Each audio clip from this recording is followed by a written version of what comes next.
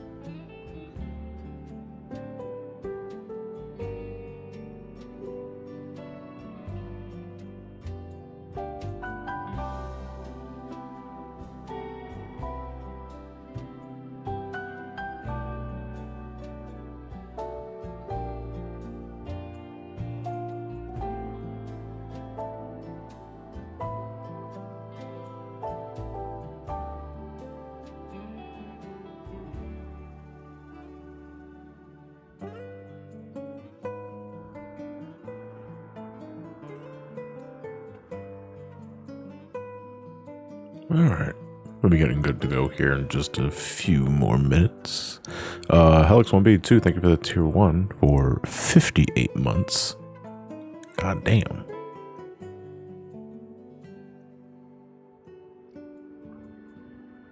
I'm looking at the activity feed and I'm noticing like some of the higher up numbers getting as far as, well, the highest number I see right now is for SGM and Wonder Tactics at 71 months. I think 71 might be the cap for now. Those are the longest runners. So everyone is slowly getting into like the upper 50s and the 60s echelon. He had Zero Crossman a couple of days ago. It was a tier 1 for 69 months.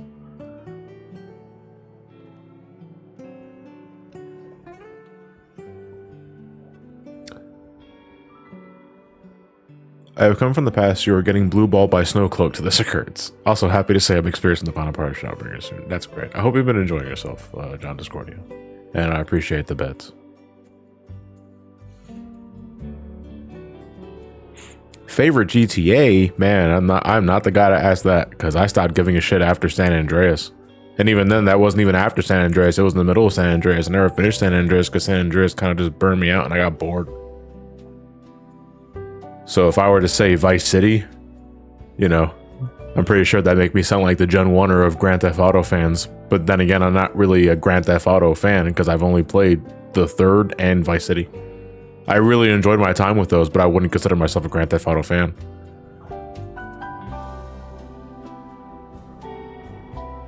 I mean, we all know that Vice City is still the best Grand Theft Auto game. I don't know. Can you see, like, if folks are still saying that, like 20 odd years later, and we're talking like newer generation Grand Theft Auto fans are still saying that, I have to wonder about the quality of 4 and 5.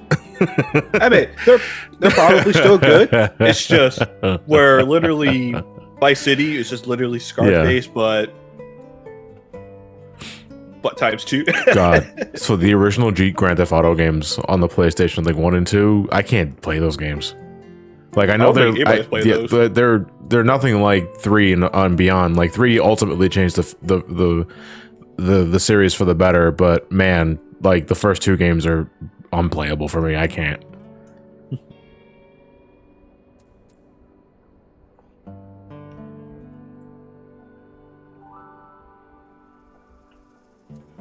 Okay, let me switch over to the main feed. Actually, let me move the OBS window so I can finally see what the hell I'm doing. All right. Looks like we're all good to go here. Tier 1 Alliance go. Editor, thank you for the tier 1. Much appreciated for 26 months. 26 months. That's two times 13. That's it. This has been simple math with some Colby Johnny. Anyway, folks, welcome to what should be our final Heavensward session for Final Fantasy XIV, starring Ramani. And it's been a pretty joyous adventure. We didn't do every little thing Heavensward offers. I'm going to elaborate on that towards the tail end, because after we finish tonight's session, we're going to be taking a Final Fantasy XIV break. Ramani will return later with Stormblood and such and such and such and such, but we're going to be giving 14 a break because I want to shift focus to another game before I start playing Stormblood again. I won't have you guys wait too long. If you've been really enjoying the 14 streams, I'll try not to have you guys wait terribly long, but I'm looking to take a break from 14, like Ramani's Adventures of 14, for at least a couple of months before we reconvene with Stormblood and the like. But I'm going to, for those that have been following along, playing alongside with me and are not going to pick up Stormblood until I pick up Stormblood myself in the live stream series, I'm going to give you guys some summer reading. Gonna give you guys a checklist of homework that I'd like you to complete, because I'm going to give you guys an idea of what I'm going to be doing with Ramani off screen between gameplay streams and all sort of thing. If you're at all interested, or you actually want to like make sure you're up to speed or up to tabs with my character's progression. But yeah, more on that towards the tail end of the stream. We have an expansion to finish, because now we are officially in the final patch of Heavensward. This is 3.5, and I don't remember what the name of the 3.5 patch name was for this one. Well, let's find out. I think 3.3 was Revenge of the Horde. 3.4 is The Edge of Fate, and 5 was The Far Edge of Fate. The Far Edge of Fate, sorry. What was 3.4? 3.4? Yeah. It was... Shit's fucked. Wait, wasn't 3.4 The Warrior of Dark? Shadows of something. No, I don't remember what 3.4 was called. Either way, it doesn't really matter. What matters though is that we're in 3.5 now, and the thing about 0.5 patches in Final Fantasy XIV when they're current is that they're broken up into two parts. What this means is that you have the 0.5 like initial release, and then in like 3 months time they release the second part, which has the second half of the MSQ adventures that directly tie into the next expansion for that release, because then after part 2 is released, then like 3 or 4 months later after that, the new expansion is out. That's not the case with Endwalker going into Dawn Trail, because Endwalker was the end of like the current myth arc. Well, it's not current anymore, now it's the previous myth arc. So Dawn Trail has a little extra time to cook before 7.0 is officially released, because we're not getting that son of a bitch until summer. And even then, we don't have an exact date of that release date yet. They just said summer of 2024. So that could either mean early June or late September. I personally would like to see a July release, because that means I don't have to worry about playing that game in the middle of June, which means it gets in the way of my TMG prep. But we'll wait and see what happens. All right, so 3.4 is Soul Surrender. 3.5 is The Far Edge of Fate. All right, thank you. I appreciate that. And honestly, the start of this patch was actually pretty small. I'm trying to think in 3.5, because I was already well caught up with at this point with the game. What was I doing in 3.5 with Joan? It was probably just Palace of the Dead. Palace of the Dead and Anima grinding. Because what else could you do besides farming extremes or savages if you've already done like savages stuff for the stuff? You know what I mean? Just getting ready for the new expansion at the time. Yeah. Oh, and the Garo stuff. Oh, right. Garo was first introduced in around this time? Mm-hmm. That's damn. What I'm looking at. You talking about an event that I just completely fucking ignored the first time it dropped. It was Garo. Mm-hmm. You know, but then later down the road, I see folks in these like Sentai looking gear. And they got these metallic ass horses. Like, well, what the fuck is that? And how do I get that? And they told me I got to play PvP, and I was like, Could have passed. Oh, I also forgot during this time, data center party finder was a thing. Data center party finder. Mm-hmm. We had to wait until 3.5 to get that. Yep, party finder is expanded to introduce players from all the worlds on the same data center. Players will now be able to recruit characters from the worlds and cross-world parties. Yeah. So if you were in Diabolos, like I was, or I am, then you can finally form parties with other folks in the same server. So you can make parties with Mateus, Goblin. I don't want to say Balmung because Balmung was not part of Diabolos' original data center at first. If I recall correctly, correct me if I'm wrong, Diabolos was part of the Primal data center originally. And then later down the road, I don't remember exactly when, we got shifted to Crystal. So and including Balmung was also given to us with the shift.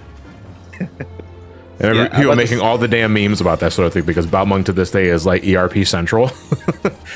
It is the place to go to for ERP, but like people like made a huge like, oh man, queue times are going to be insufferable because of this shit because Balmung's coming, and it ended up not changing anything. Yeah.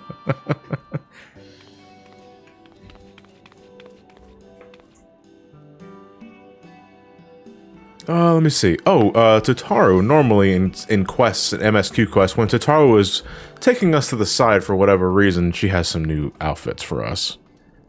I think that's what's happening. Is this going to be the suit, or is this going to be... This is probably the Traveler's attire, and if it's the one I think it is, then this is a really cool looking set, except for the hood. All right, pat him down, boys. Yeah. Let's see his size. He's got contraband. Check his ass. Just takes a spear. Yeah. Yeah. Taru? You just got tailored. You got the shit beaten out of you.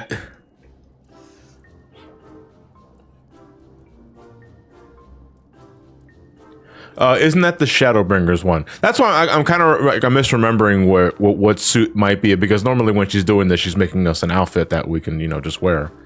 I think it's the one with the suit and tie, if I believe. Yeah, because oh wait, the Scion's Adventurer thing. Yeah, if that's what it is, then yeah, you know what? Then I retract what I said originally, because this glamour outfit actually fucks. Like I really like it. It's the Traveler's one that I don't like. Well, more like the Traveler's like headpiece, because it's this hood and you got this fucking piece of plastic in front of your face, and I'm like, what the fuck is that?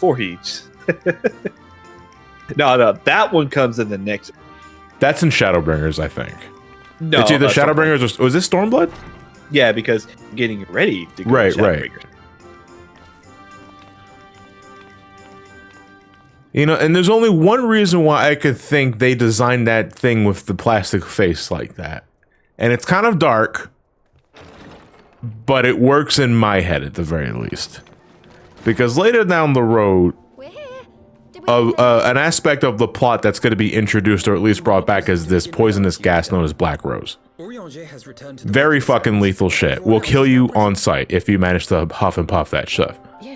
I think we got wind of that, or someone got wind of that, and the purpose of the plastic around the hood is to act as an air filter, so that we're fine. It looks ugly as shit, though. Just remember, don't look at it, don't huff it, don't even give it the time of day. Yeah. Just walk about and let that little devil go about his business. There's no way we could stop from breathing in. I know. Ikamashi, genius.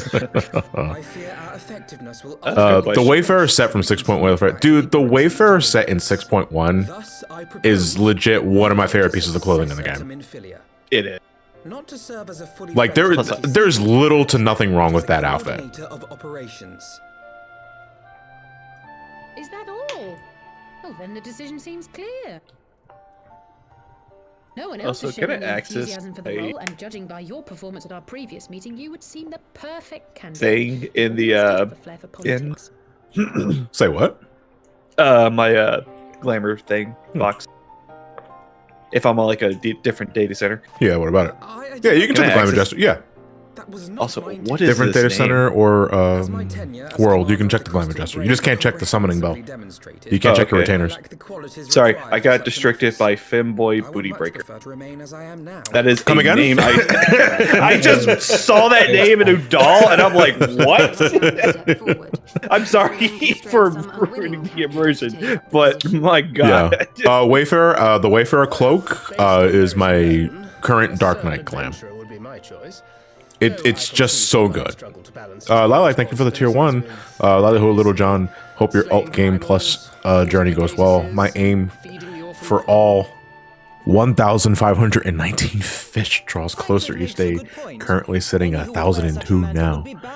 Man, I gotta ask Lilac, what compelled you to want to complete the Fisher's Log? I know we're between expansions, but man, don't you just want to make your 9th A Realm Reborn relic? Think about all those books you're not reading. Oh my goodness, help! I need some help here. Uh-oh. A game is the foot. If it's fucking Elidibus one more goddamn time. Well, I told you, when he knocks, change the friggin' lock. Oh, this is Nago? Yeah, go. Yeah, I love Nago. Who just staggered in and collapsed on the floor that Must be I'm fucking worried snowing about. over there. Jeez Louise. So much white hair. Narco. God, how did... Yashola! Please, you have to help her.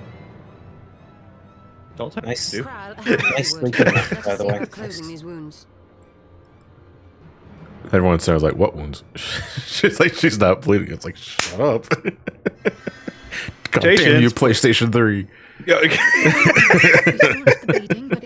That's the biggest wound of all, is it not? Well, this is the last piece of content that you can experience on the PlayStation 3 in Final Fantasy 14. Yep. Because starting in Stormblood, PS3 port was dropped. That plus they had to put a very nice budget towards something. I took the shortest route I could. Another decade later, we finally got it on Xbox. As you can see, Yeah. my efforts at evasion were God, not yeah. entirely successful. I started filling crafting gathering logs and realized tribal quests and weekly turns are way better. Yeah, dude, like fucking. We're not even just talking about like the experience gains from that, which are already cracked as shit, but it does just give you a reason to just level up a bunch of classes alternatively. I had good reason. Ah, but I imagine your friends are wondering who this bloody mess of a Mikote is. My name is Minago, and I Weird way to belong say to the Mikote. Alamegan resistance. Yeah, no, like she does put like a kind of different accent on I came to Makote. warn Ida and Papalymo about one of our leaders. A man who calls himself the Griffin. So do I want to share my thoughts on Godzilla -1? I don't want to spoil anything just yet, Emil. The only thing I will say is I'll reiterate then what I tweeted a couple of days ago, where you need to absolutely watch Godzilla -1. I'll be watching that tomorrow. I don't think I've granted I'm not by any means a Godzilla connoisseur. That's more brother Elliot. But what does the Griffin possibly hope to I have never cared more about a set of humans than I have with the human cast in Godzilla -1. That must be saying a lot. Yeah. Because they usually are just, hey, side plot that no one cares about. Godzilla side plot. Yeah, here's the grounded part that's supposed to make it like, because the human characters always act as like an audience surrogate, right? They are much more than that in this movie, and the movie is way better because of it. His plans flawed. Morrow. Even should the resistance succeed in occupying the wall, they would not be able to hold it. Imperial reinforcements would drive them out within a week. Be that as it may, if there is even a chance that this scheme could Did Papalymo had different voice acting at the time? Papalymo? Well, Papalymo has different voice acting since Heavensward, like the beginning of 3.4. Because remember, fucking Papalymo and Ida were just gone until 3.4. Yep. So whoever they got for Papalymo, yeah, is different, but it took a while. Make haste to the Twelveswood and notify the Elder Seedseer of the danger to Gridania. She would duly call a council of the Alliance leaders, whom you must be ready to receive. No, Shin Godzilla was also really good too. Explain the situation to Sir Emmerich. How about and that encourage wish, him right? to send an envoy. Wait, one more time? How about that Wish movie, right? Yeah. I'm sure that's doing absolutely well. Oh no. I've never seen numbers that low. Everything. Let us be about our tasks. What wish? Disney wished for profit. They got Bomber in return. I suspect the ill tidings from Girabania will be held as a turning point. Are they even showing it at the nearest cinema to me? To a bloody Let's see what end. they've got on. Wonka! Yay. The business of Wish, war meh. was Hunger ever Games, don't conducted care. with the coin Napoleon of D's nuts. sacrifice. The Marvels, don't care. It's kind of So, weird yeah, how that. I mean, I know why they do it, narratively speaking, but it's so weird that they decided to make Papalymo the narrator for like the last 2 patches of Heavensward. Such costs. And not for nothing, like I think Papalymo's voice actor does a really good job in this, especially in the real emotional bits. But in the narration bits, he sounds bored as shit. Yeah, I was about to say there. He's just like, Wait, fucking this is the Garabani is being cringe again. Wait, this is the actual name they're showing here? The Snowman, trademark, and the Snowman, Yeah, trademark. listen, and the Snow Sanyago, Dog. I know why, but it's like until you know why, it was like, man, he's really phoning it in, huh?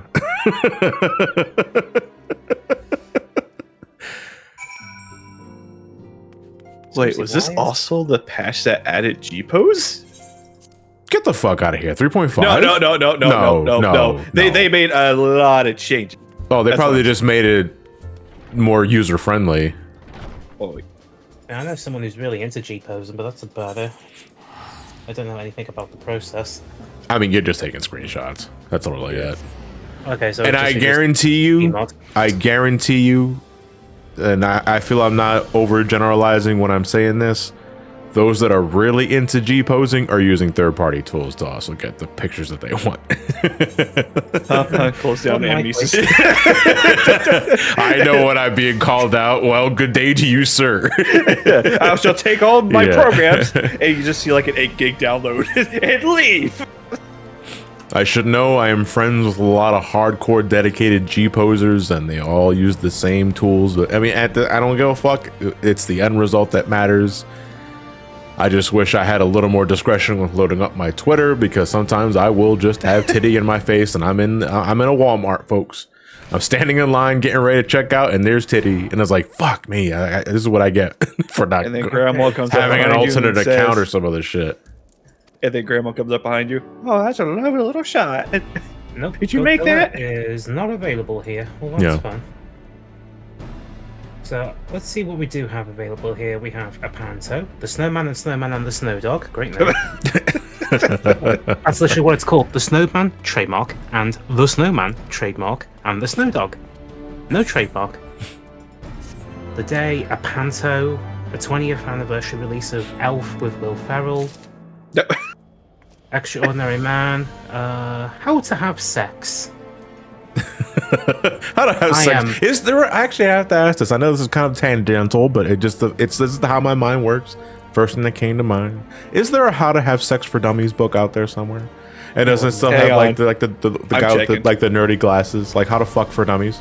Yes, there is. What Excellent. else have they got on here? Love Actually. Oh my 20th God. anniversary. Please don't destroy the treasure of Foggy Moon, whatever that is. The Royal Ballet of the Nutcracker, fucking riveting. Inseparables, never heard of it. Muppet Christmas Carol. So I what recognize decade that is it? one. Yeah. I know it's good and all, but like, what year is it? The Nightmare Before Christmas? I'll let that one slide. Yeah. Yeah. Look in Munich chat, and And there's the- that book for you. The Peasants. So a load of movies I've never heard, some old Christmas movies, and modern shit I don't know. Anything Did you say else? Okay. looking muted? Yeah. So this book is going on sale Oh, right you now mean for my muted? $7. Oh yeah. Oh, you're you muted. said looking muted chat, and I was like, there's no muted channel in the subject. Oh, yeah. Let me just post that there. You probably post that in like Media Museum or some other shit. No, I put it in your. Or you can put it in the Twitch chat too, yeah, if you want to. Okay. All right, chat. I got a book for all of y'all. We're just trying to make sure everyone is practicing safe sex, okay? Out of the way. That's a long 7:14. fucking URL. Holy shit.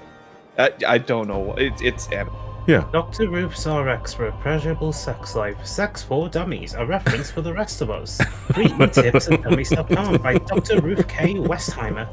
Thank you, Dr. Ruth. I appreciate your help, Dr. Ruth. And emphasized in italics, Yeah. America's favorite sex therapist. It's my favorite game show. I wonder how they got that title. XY394, thank you so much for tuning in and watching for hold on a second. BSC, SGB, FTCR, Hellfire Comics, and Derek 2014. Jesus, that'll be 10 years next year. You're the only gamer in my family, so I appreciate. Yeah, you're the only gamer in the family, so I appreciate your gaming content. That's sad. You should probably have more gaming friends or a gaming family. You just need to find the right game to convert them and shit. Is there a book for dummies for literally everything, including sex? Unfortunately, there isn't a book for Linky. Yeah, fuck you. There's not a book for dummies concerning books for dummies. If there is, I'll shut my mouth, but I want to say off the top of my head, that doesn't exist. Schrodinger's dummy book. Is it thick? Yes. Damn, experiments out here fucking having today.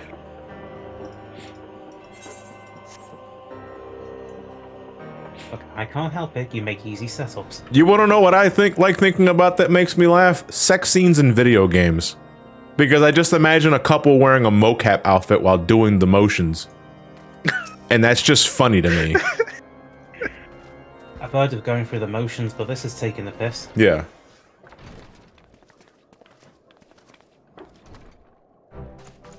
M1 Yak 2. Hi John, glad I said I made it on time. Any advice you can give to someone who's trying healing for the first time and has to hammer past nerves as bad as I am when starting to learn how to tank? Well, I mean, congratulations, you're just like everybody else when it comes to getting the jitters for a tank, because oh my god, like, so when I first started playing this game, when I first started playing this game for like the sponsor video and all that, I went as a tank. I was Marauder, and my first time in Sestasha was like, I was getting ready for a lie detector test. I was so jittery, and I was with friends. Like, I was with Lewis was there helping me, and Lewis had brought his buddies for that round, and I felt like all eyes and ears were on me, and it was only 3 people. But the anxiety will go away after a bit. All I can really say is, for tanking, please make sure you're always using your AoE attacks to, grab a bunch of ads at once. Don't AoE once and then single target for the rest of the fucking dungeon. Everyone will hate you for that. Just keep using your AoE attacks, and please manage your cooldowns appropriately. And please activate your tanks. Yeah, make sure your tank stance is on, and make sure you're managing. If you're pulling a bunch of ads at once, make sure you're managing your cooldowns. Make sure you're popping your defensive cooldowns when you can. Don't use them all at once. Stagger them, but at the very least, make sure you're using your proper cooldowns and read your tooltips. Now, that's just for tanking. If we're talking about healing, the jitters are are the same way. But I think I said this before, but I'll repeat it as many times as I have to. If you are new to any specific role, tell the party that in the party chat. I guarantee you 9 times out of 10, it's not really a guarantee, I realize I just contradicted myself. 9 times out of 10, folks will be more than understanding and will go easy on you. Just don't be me when it comes to healing. But make sure you clarify that, and I guarantee you folks will be more than willing to give you some tips. And read your fucking tooltips, for God's sakes. All right, we're heading back to Gradania. We need a tooltips for dummies book now as well. Yeah. Yes, actually, is there a Final Fantasy 14 tanking for dummies? Hang on. Final Fantasy 14 healing for dummies. There are so many possibilities. There's a website. The free cure proc is bait. No.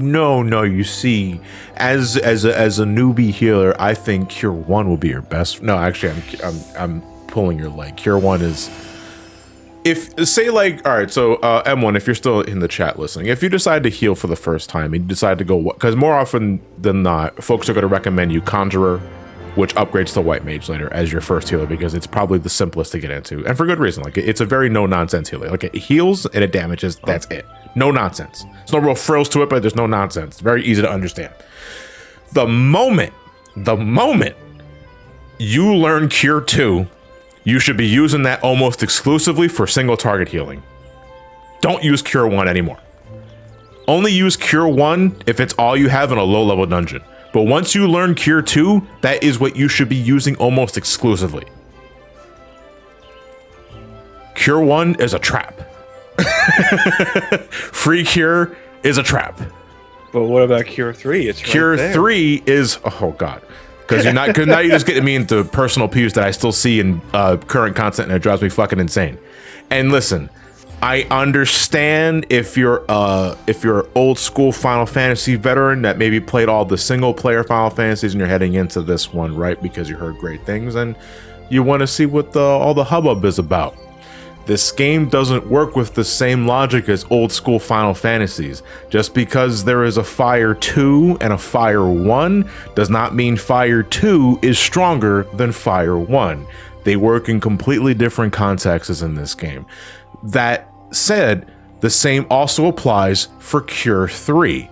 Cure 3 is more than 2, but that does not mean 3 is better than 2 when it comes to single target healing. Read your tooltips. Cure 3 specifically states that it is an AoE heal that heals the target party member and everyone around that target party member. It's meant as an, oh shit, I need to get the party up to max as soon as I possibly can. It does not replace Cure 2 as a single target heal. You will burn through your MP so fucking fast that you're wondering, why did I even take this job in the first place?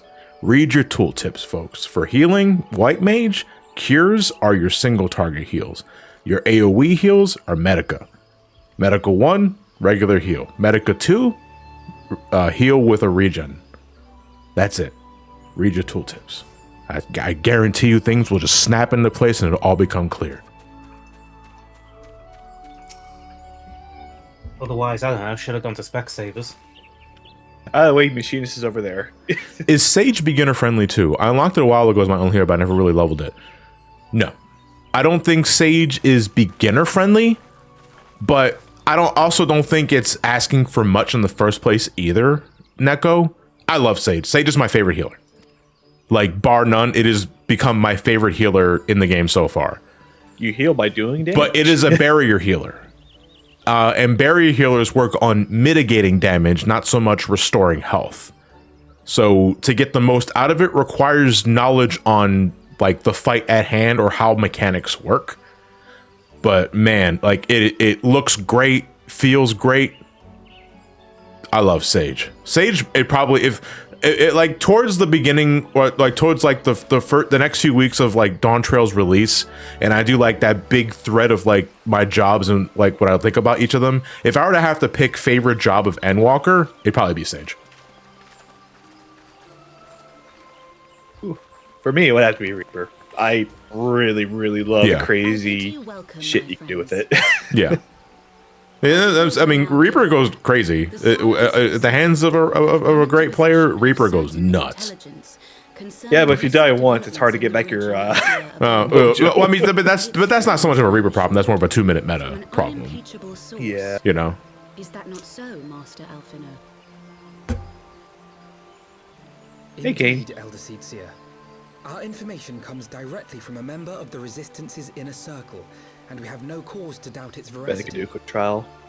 Quick. This griffin of theirs is a fool if he thinks he can hold Baelzar's wall against the Empire. Also, the tooltips kind of burned me pretty bad, as I found out a week ago that sprint is 20 seconds outside of combat and only 10 seconds while in combat. While I have like over 1,000 hours of play. Hey, to be fair, I'm still learning shit too. And I've got over 11,000 hours into this fucking game. It's just these little things that you really don't notice, or these details that you really don't pay attention to until someone brings it out, and then it's like, oh, you know, I never really considered that. Yeah, probably like the one thing that did was rearrange the party list in however favor you want. I was doing roulettes with Ramani last night. And I got Eyes of the Creator, the one where you have to carry the generators to revive the ads and take them to the melting corner. You know, I only just realized last night that the pipe in front of the melting corner shows how long you have before the molten steel rises up. Really? You just now found that out? I just noticed that because I always use the sound cues, because every time, like whenever the glowing corner was activated, it would make this loud like sort of noise. I just counted 3 because I know by the 3rd one the lava's going to rise up. But there's actually a visual prompt for that too that I did not notice for the longest time. It's this red pipe that has 3 segments in the front. Never noticed it. Never noticed it. And I've been playing this game for 8 years. On behalf of my people, I offer you my humble thanks. Gridania welcomes your assistance.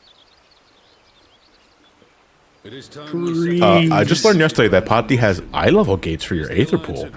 So we got extremely lucky during Pot D run and we weren't locked out. Wait. Eye level lockout for Pot D? For Aether Pool specifically. So wait, what level would our Aether Pool weapon and armor would need to be in order to proceed? I would assume plus 50.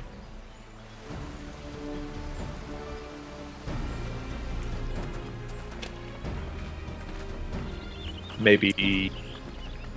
It's been a while since I last dealt with Aether Pool stuff. You need to be 25 on both to clear level. Just 25, really? Huh.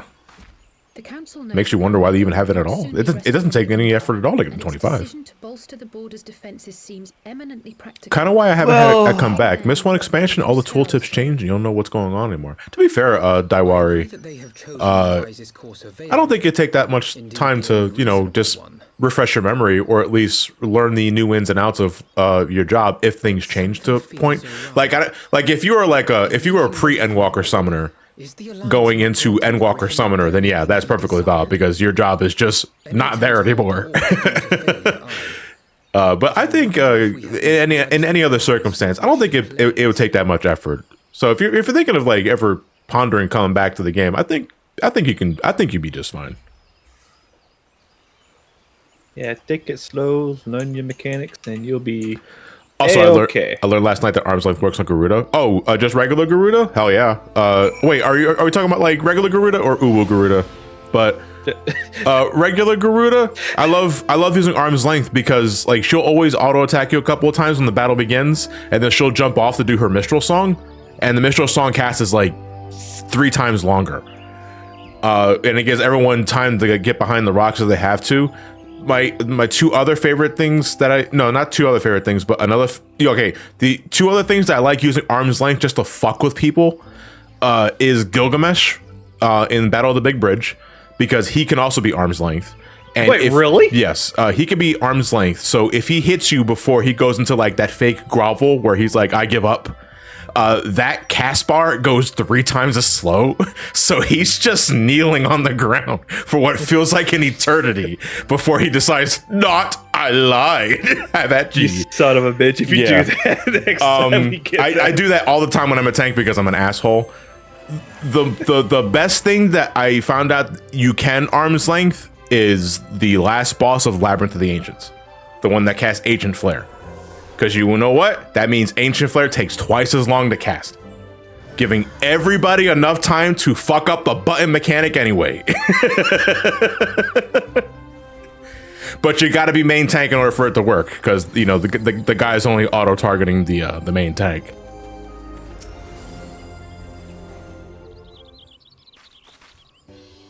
What do with ruby plating? How's it going, Remington? I appreciate you tuning in. Oh boy. Just getting ready to wrap up some Heavensward with Ramani. I mean, I'm saying that as if we're going to wrap it up in like half an hour. No, we got a couple of hours of content here. Because we got a whole patch to go through. 2 parts at that. But even then, I recall 3.5 not being very long. Yeah, I think the starting one, it doesn't take too long. Because I think here in a bit, I think the plot's starting to go pick up pretty quickly. Yeah, because we're already like gathering forces for the incoming invasion that's going to happen at Baelzar's wall. So right now, I think we're just going through the checks and balances with the Alliance or the Eorzean Alliance to make sure that, hey, are we good to intercept the enemy for this?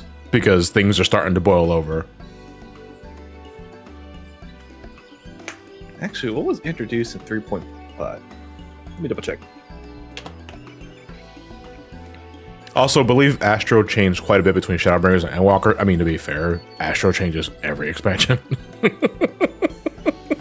They really cannot settle on what they want Astro's job identity to be. Yeah, that was a weird time for Astro. I will say that for sure. Yeah. Oh, that's when Proto Ultra. Are you fucking kidding me? What, 3.5? No, fucking Omega again. I can't get away from this stupid robot. Okay. Sorry, but no, they basically let me go. Seeing these cutscenes again makes me want to try New Game Plus. I wonder how that works. It basically just resets your character's progression to whatever point in time you decide to travel back. You're basically loading your character into a not so much of a new instance, but like a separate story instance compared to what everyone else progresses through, and you're just revisiting cutscenes, instances, all that sort of shit. Because there are restrictions to when you're doing New Game Plus, while you have New Game Plus activated, because it's something that you toggle on and off. And I don't remember what the restrictions are when you do New Game Plus. I want to say it involves maybe you can't use your retainers, or you can't use the market board. I don't remember exact, because I don't use it myself often. Probably when I get done with this, I'll check. Because I do know you can't like actively do some some duty finder stuff. Yeah, there's some things you can't do while New Game Plus. New Game Plus, you can't gain experience. I mean, that I think that should be pretty obvious. You can't queue up to later dungeons that you're not a part of yet. No. You have to actually lead the You duty have to finder. get there. Yeah. Yeah. Try to think of anything. Oh God, please don't chain munching it. It doesn't have any off GCDs left. What are you talking about? Sure it does. Hold on a second. Wait a minute. Hold Why up. am I wearing my casual? Oh, because I was taking a Christmas photo with Jean. It's got Riddle of Fire. It's got Brotherhood. It's got Perfect Balance. It's got Riddle of Wind. It's got your Forbidden Chakra. And if you're AoE and you got your Enlightenment. You got Riddle of Earth.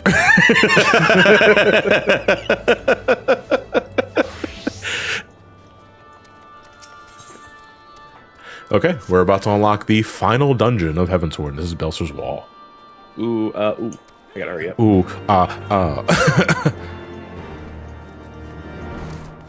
Drifting tenders.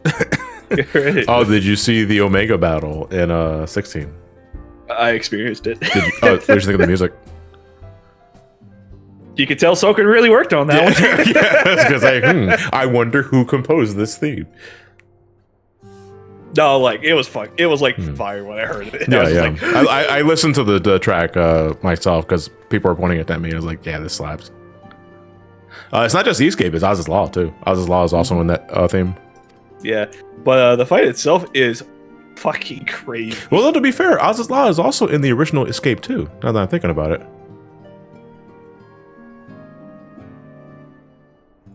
God, now you got me just listening to the music for a second. What, Escape? Yeah, Escape has a bit where it sounds like, where it progresses the same as Oz's Law. It's like da da da da da da da da da da da da. Like that's Oz's Law, dude.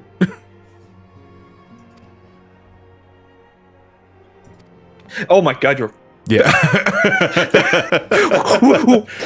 You okay? Was that you just get hit by starboard? Oh yeah, I was right on with that one, man. I'm glad I can identify what mechanics people got hit by just by their lack of words. Listen, I'm trying to do two things at once right now. All right, 30.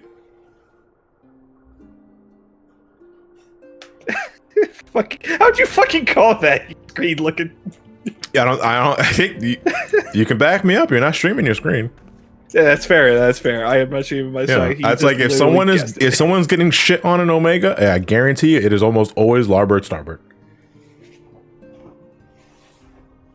We will see that for ourselves with Ramani in a few months' time. It won't be for a while, but man, like I can't, like Stormblood's MSQ, at least people split, myself included, because I got words about Stormblood's MSQ, or how it's structured anyway. But man, the fucking content in Stormblood is peak. Mwah. Yeah, the actual shit you do in Stormblood is so fucking good. I'm looking forward to the trials, the normal raids, the extremes. We got our first few ultimates, so we'll be doing that with Ramani later down the road as well, because we got to get our Uwu and our Ukab clear. I'm not looking forward to Ukab, but whatever. We got Eureka. We got Heaven on High. Am I forgetting anything else? No, that's it. Yeah, I think I got the basic gist covered. Oh, the Monster Hunter stuff. Yeah. Rathalos. Oh. The Stormblood alliances, the Ivalice stuff. My favorite alliance series in the game so far. I love Ivalice. Yeah, man. So like I know, like Stormblood disappointed folks with MSQ, and that's perfectly valid. We can get into it ourselves later, but man, no, you can't argue that Stormblood brought in a lot of fucking shit to do. Even brought in my favorite raids. Alright, I'm out. I'll send you an invite in a second. Okay. This is our last dungeon, so unfortunately spots fill very quickly, but I'm also going to invite Blue Dino too. I see him hanging around. Okay. That leaves a open spot for someone that's going to have to, I don't know, because there's always someone there's always someone like on my tail, like hovering around me. I was like, what are you doing, Ramani? You left me on red, you son of a bitch. Oh, Blue Dino has to. I have to go class at 6. Oh, okay. I don't get back to 8. No, okay, that's cool. That just means there's 2 spots open now. Yeah. But best of luck with your class. I'd imagine we're getting pretty close to anyone that's in college. You're getting close to your finals for the semester. Because when I was getting ready for winter break, I think this was like the second to last week that I had. But that was so long ago, so I don't remember vividly about that.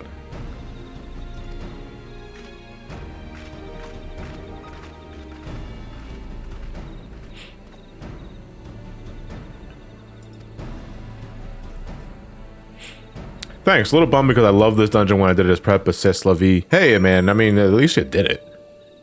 That's all I can really look about it. C'est la vie? C'est la vie. That's life. Oh, okay. Do you mean c'est la vie? Well, I say c'est la vie, yeah. And I say salami. Because I am ignorant. I mean, it's French.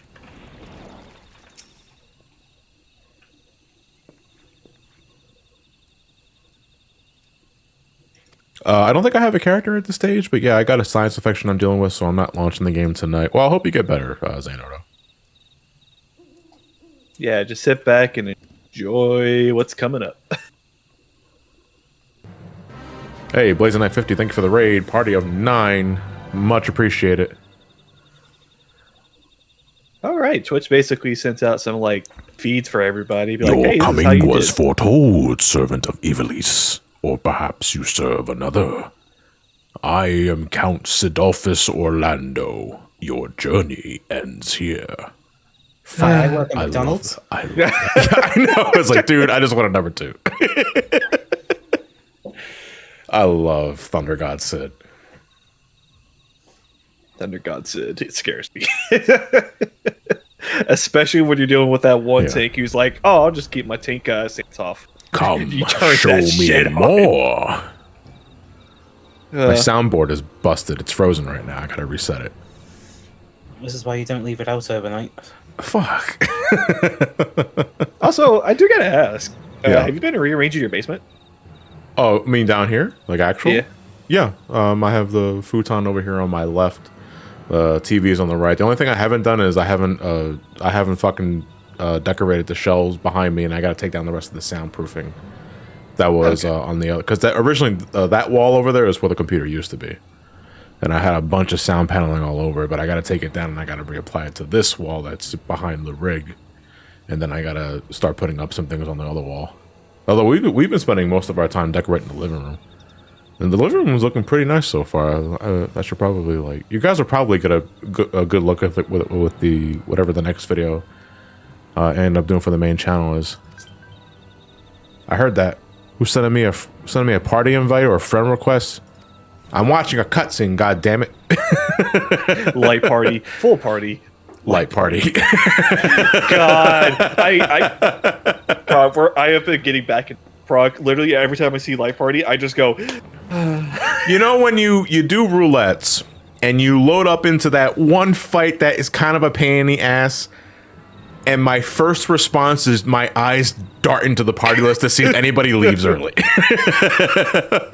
And your eyes just slowly hover over that Reaper, and then it just suddenly it's gone. It's like, God damn it! Yeah. Man. To me, that's seed of sacrifice. Seed of sacrifice is that trial I'll get in a roulette where I personally will go. Oh. And I'm saying this as someone who loves that fucking fight to death. That is an amazing fight. That's got one really fucking annoying thing about it that ruins it.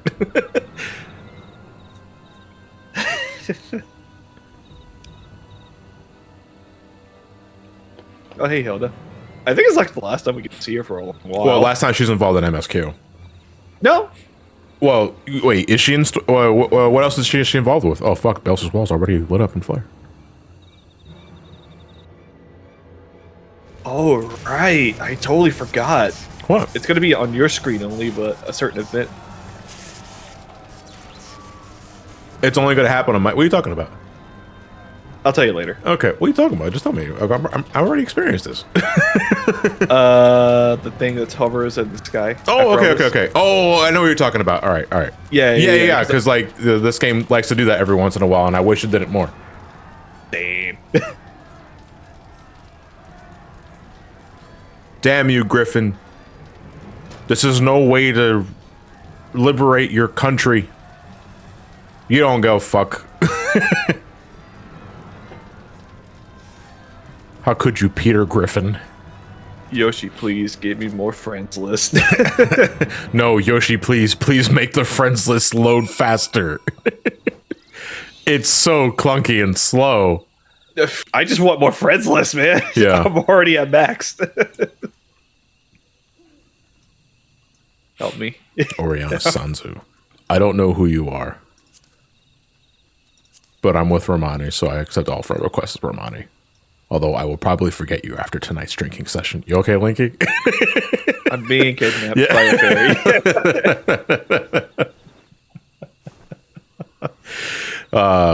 It's me. It's why I offer Abbasadza. Okay. I probably won't remember that, but thank you. All right. Let's go speak with Alphino and let's go unlock our final dungeon, and then leave like half of you here disappointed when I can't invite all of you. All right, I'm going to Baelzar's world. Bye. Then he loads it up. Then I load it with duty support. Then I don't invite anybody. Though, to be fair, was this one of the dungeons that actually did get changed for duty support? Because I think this was... Yeah. No. Any MSQ dungeon in Heavensward got upgraded with duty support.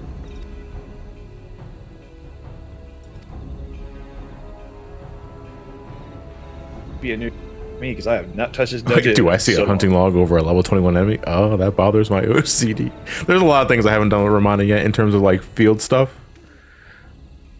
No, that's just. But I'll probably do it later down the road. I don't really think the reward for filling out the hunting log is anything special. You get like a ring, and I mean that's okay. But I don't like wearing rings anyway.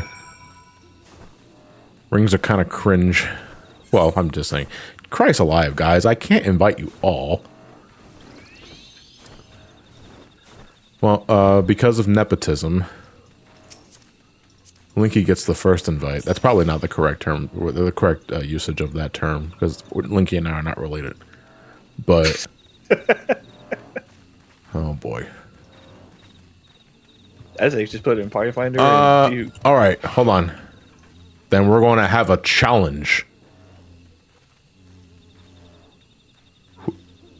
Whoever can... All right, so whoever here can summon a mount that's the tallest without it flying gets the next spot.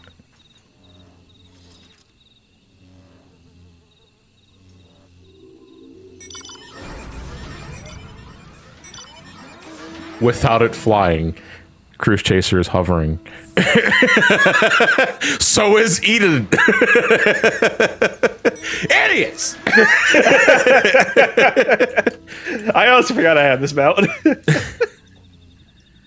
The T-Rex is pretty tall, but it's not the tallest mount. I mean, if you want a good answer, does anybody here have Construct 7? Come on, guys, this shit's easy. There's the elephant. There's the land waffle.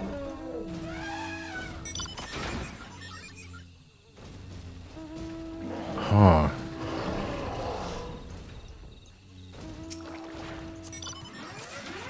Wait. Oh, yeah, here it is. Hello, children. Okay, we're good. I'm sorry. I'm running this through my head. It's like, I'm going to disappoint everybody. Like, no matter who I choose, so I might as well just bite the bullet. And just... Fina, hey, long time no see. I get to... Yes, I'm happy. Anyone got a giraffe? You can't ride elephants. Super question. Don't do that. That's rather rude. All right, I'm gonna do a raid check. I get dumped. Check your portraits too. Unless you want to get DMV'd. Actually, should have probably done this on Surfer Level. Do you think I think about this shit? You think I planned for this shit? Absolutely not. Hang on, don't queue in yet. I gotta do a repair. I can repair your gear. Oh wait, no, I can't because you're probably wearing level 90 stuff. Yeah, I'm level 90. Yeah, I can only repair 60 and 70. One day I might consider doing. All right, hold on. I'll take care of the boring weevil real quick. There. No, I was just targeting the weevil, not the golden gnat. I didn't mean to do that. Oh, I took a life. All right, I'm good. No, I'm gonna do it again. Holy shit.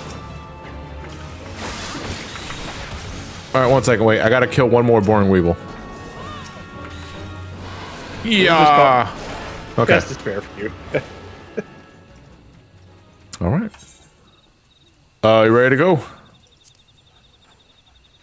All I ask is you leave my circle alone. I don't know what that means. My ley lines. It's just my special circle. Yeah. Well, they're not called exciting weevils. Hey, Bog Dyers, thank you for the tier 1 for 69 months.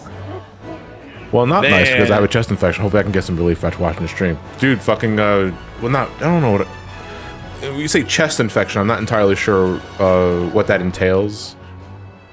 Because I was gonna say, if it's fucking sinuses, man, you get like some of that, like that Vicks vapor rub, and you put that on your chest, assuming you don't have chest hair, then it gets all over the place. That shit goes into your nostrils, clears up everything. But I don't know what a chest infection is, though. Nice portrait, dipshit.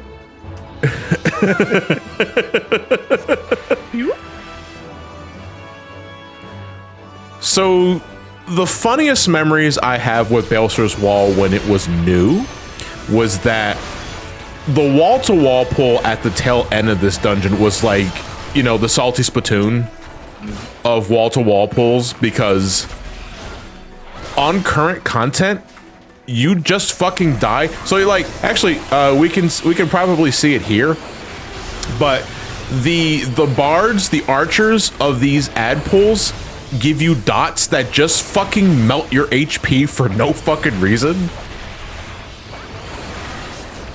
So I have like 4 of these dots on me right now, and my HP is just going to go bye-bye if I'm not careful. But if I was wearing gear that was more level appropriate around this time, I'd be dead already.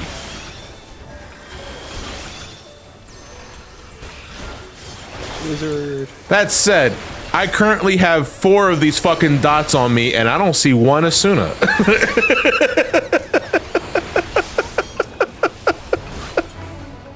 Yeah, it's fine. Just man award. Oh, wait, is there a thing we have to collect? Yeah, you gotta get a key for the security terminal. Then I'll open the door. Wait, what the fuck? You okay? No, I tried to... Did you try ethereal manipulate through a metal wall? List. Oh, okay. The only real gimmick though with the ads in this dungeon is that the sky armor will attach themselves to a player and they will have the aggro for that ad. So they're not something you can tank.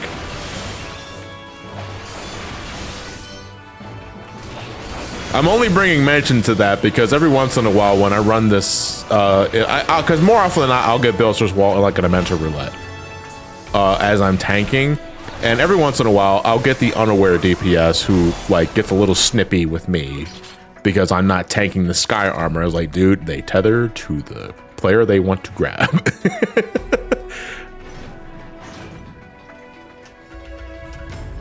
Wait, was this arena changed? What, this arena? No, it's always been like this. Okay, good, because I cannot remember Baelzar's Wall for anything. I mean, the only thing about this one, the Magitek Predator, is that, you know, you got your tank busters, right? Which is clearly marked.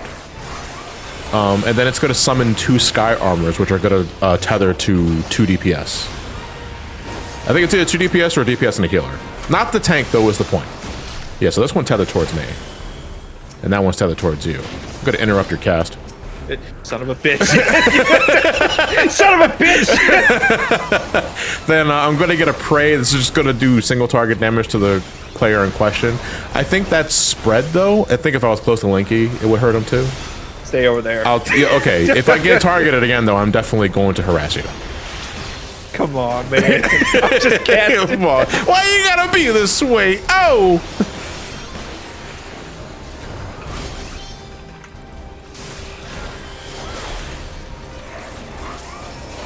It's 2023 and people still don't know that the player who awakens the ads of the Iris the Greater will get all the aggro.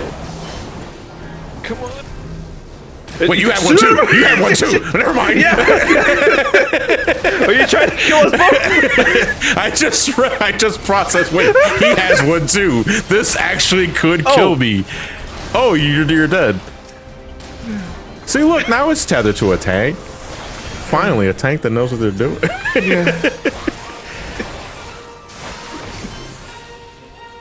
God, I could just restart my rotation. Are you fucking kidding me? Men award this shit. Oh, go fuck. Ow. You know what's funny is we still cleared that faster than regular folks do all the damn time. That's sad, man. People don't hit buttons. Listen, I'm not getting Yamcha or Krillin right now. Almost sold the Thavnarian Onion, I don't even remember where the hell I got it. It's either you grew it yourself, which is unlikely unless you're really into gardening, or you got it as a reward for something Chocobo related. Either way, if you're not going to use it, put it on the market board. Anyway, so we have an elevator sequence here, and it's not a very eventful one either. The platform is just going to move repeatedly to different junctions, and then a bunch of ads are just going to spill out, and you just got to deal with them. It's an auto-scroller, essentially. And auto-scrollers in Final Fantasy XIV dungeons are not very eventful because, you're not moving anywhere. You're just letting the ads come to you. Hey, Uncle, thank you for the raid. Party at 12. I hope you were enjoying whatever it is you were playing or talking, because I know my uncle likes to just chat with the community every once in a while. We are currently in the end of Final Fantasy XIV's Heavensward expansion. We are in patch 3.5, the patch before Stormblood. And we're going to, give our final thoughts and last hurrahs to Heavensward tonight before 14 goes on a break. Because I'm not going to start Stormblood with Ramani for a few months, give or take, as I get ready to prepare for the next game I want to play. Because I believe we're also going to be wrapping up the Link to the Past rando this week as well. Because we don't have much left to do. I use Swiftcast. You use Swiftcast? Why'd you use Swiftcast? Because I was going to flare. Oh, well, it's a flare now, but it's going to take forever. Well, to be fair, I got to restart the... Yeah. I love Black Man. Okay. Okay. I get it. No, it's just you scathe. I'm not using scathe. You scathe. No. Fuck off. Fuck off. Why just want to entertain. I just want to black mage. Fuck off. Yeah, you can black mage. You know, because they're just auto targeting like Editha. Editha's tanking. That's the thing. It's like Editha is tanking. You just like you're letting fear consume you. Don't worry about it. And if anybody gets in your way, I'll kick him in the dick, assuming they have a dick to kick. I'm not using my ley lines yet. I'm now terrified of using it now. I think that's the last set. No, there's one more set. Oh my god. Don't say it with it. You keep the guys over there. Get that away from me. I mean, these guys have a point blank AoE, I want to say. I'm going to save that. I'm going to save my burst for the boss. Because these ads don't take much to kill. Then again, ads generally don't take much to kill at all. Can you like immediately think of a dungeon in this game where the ads are just a pain in the ass to deal with?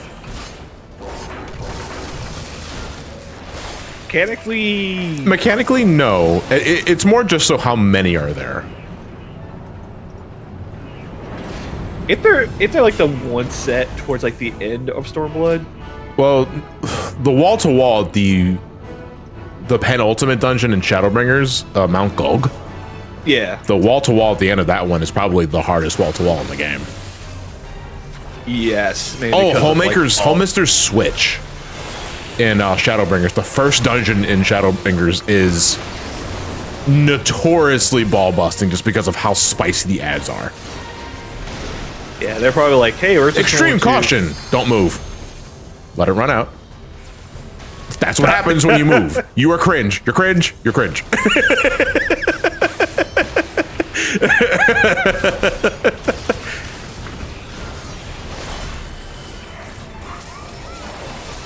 Oh no, I was the Kringle.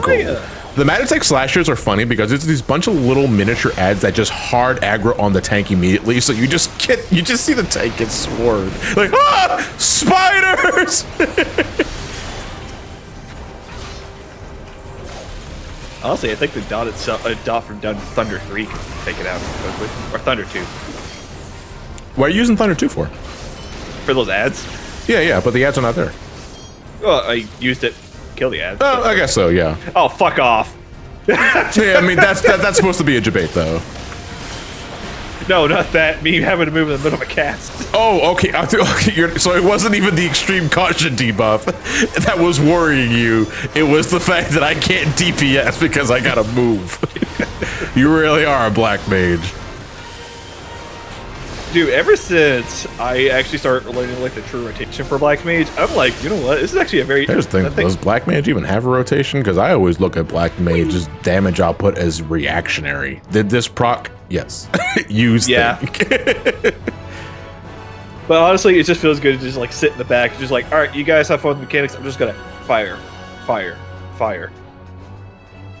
Yeah, so after this next set of ads here, we are going to get to the final pool of the dungeon, and this was like, I think arguably the most difficult wall to wall when this dungeon originally came out. Because there's just a lot of fucking goons that are going to surround you and just smack you in the face.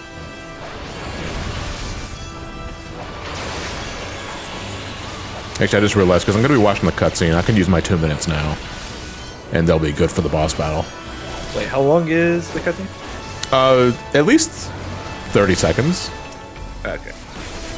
Yeah. Because, like, the general, like, time frame for dungeon pulls up until the boss is that you can afford to use your 2-minute abilities, like your bursts, on the first dungeon, the first ad pack, and it'll be good to go by the next boss. You just have to use your personal 1 minute for the second ad pack. But that's generally a good rule of thumb when it comes to managing your heavy hitters during dungeon pulls. And I'm just looking down at all this mess down here, and I'm just thinking of that one Ace Ventura clip. For what specifically? War is hell. War is hell. The last thing we want is a fight. Yes, this is it. We're about halfway there. There's like 4 more ads here, and there's 3 more on the other end of this. Should I LB? Yeah, if you want to, after he gathers them all up. Yeah.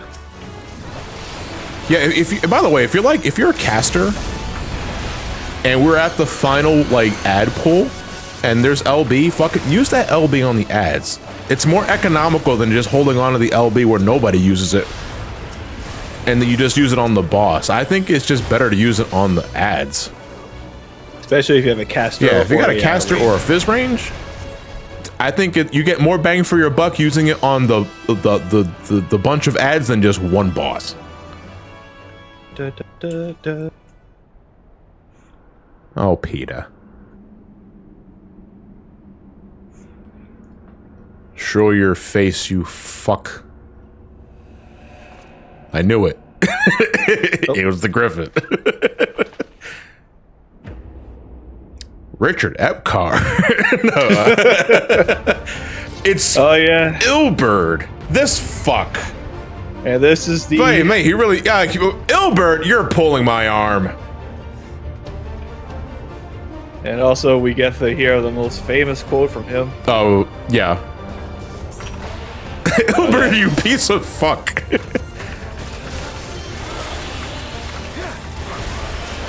Yeah, so this is our battle against the Griffin. Well, it's Ilberd, but he goes under the Griffin moniker because that's what he's using. And there's really nothing special about this guy. Flash power, look away. Flash powder, I meant to say. Just look away. Then he's going to jump across the arena, and then he's going to do Sanguine Blade. Then he says something that everyone likes to mock him for. There you go. Oh, I don't have in between lunch yet. Shit. No. I'll tear you limb from limb.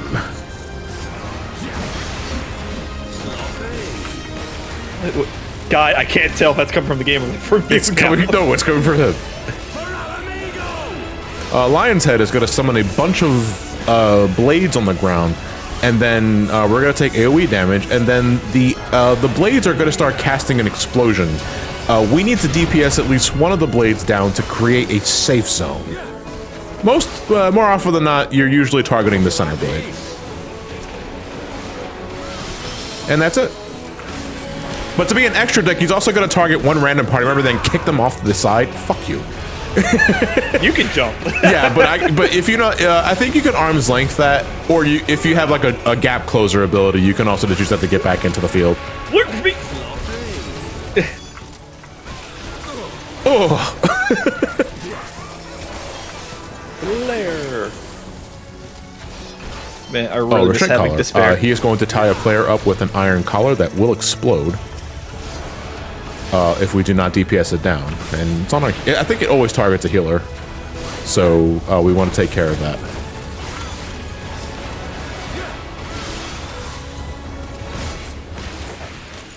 Stop jumping, you little. Says the Dragoon. Sit perfectly still. Only I may jump. And that is game.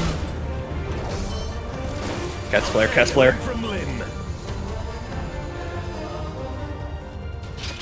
Dios mío. Nice sword, though. Yeah, it's not good. Fucked inbred. All right. Yeah, no victorious emote there. It's like, no, fuck this guy. Yeah, I think this is actually the start where they start not doing like emotes during like certain. Oh, for certain MSQ dungeons, yeah, because it's not appropriate. Yeah. Oh no! That wasn't the first one. The first one was all the way back in that one dungeon where the girl. Yeah. Oh, Tamtara. Yeah, Heart mode. Yeah, Tamtara Heart. Also, I'm going to be quiet for this scene because this is generally probably one of the first disturbing scenes. I don't say disturbing. It's more. But you know what I mean. Yeah, I know what you mean. I know what you're getting at. I'll discuss it after the cutscene finishes.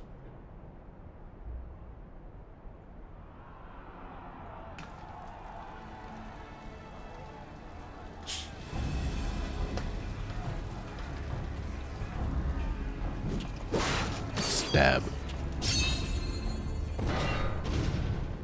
So for proper context, it should be said that not everybody in these uniforms are with the Alliance. They're disguising themselves as Alliance members so that they can raid the base and cause I guess like an international incident or some of the shit. Yeah, they're trying to fame. They're trying to provoke a war. Yep. Between the Empire and the Eorzean Alliance to liberate Alamigo.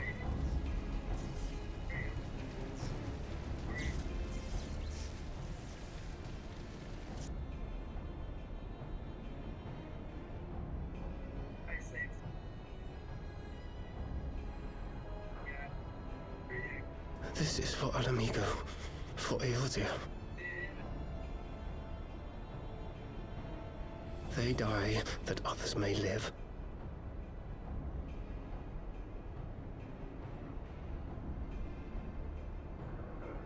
Oh, you, Hase. You're such a shit.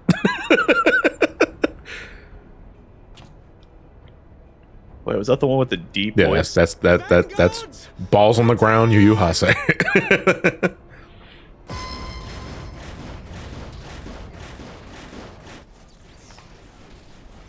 Seven hells. Do you hear that?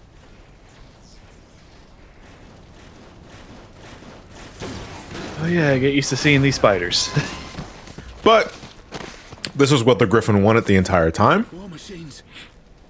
How did they get here so quickly?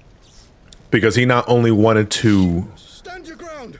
you know, fan the flames to invoke a war between the Empire and Eorzea for the sake of liberating Alamigo, he wanted to also cause a lot of death and destruction during the raid so that the folks fighting for Alamigo will get so desperate that they'll turn to summoning something just for the sake of trying to save them.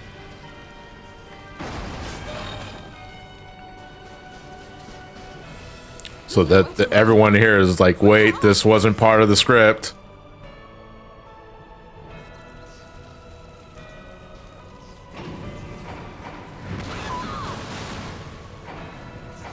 Next time the Griffin hands you an NDA, you make sure that shit's not printed on a graham cracker. Because he just debated you guys.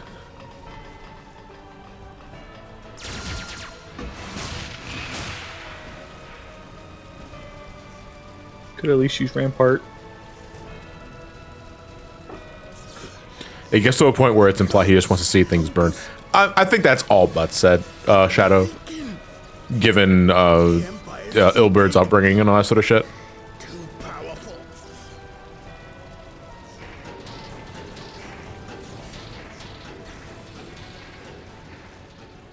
Linky's not wrong though. Those fucking launcher spiders are everywhere in Stormblood. Yeah. Mighty Rolker. Uh-oh. Grant us the strength to crush our...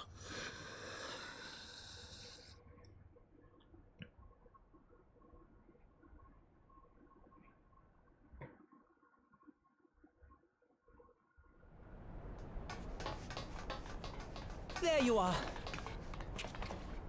As you can see, our infiltrators did not elude me for long.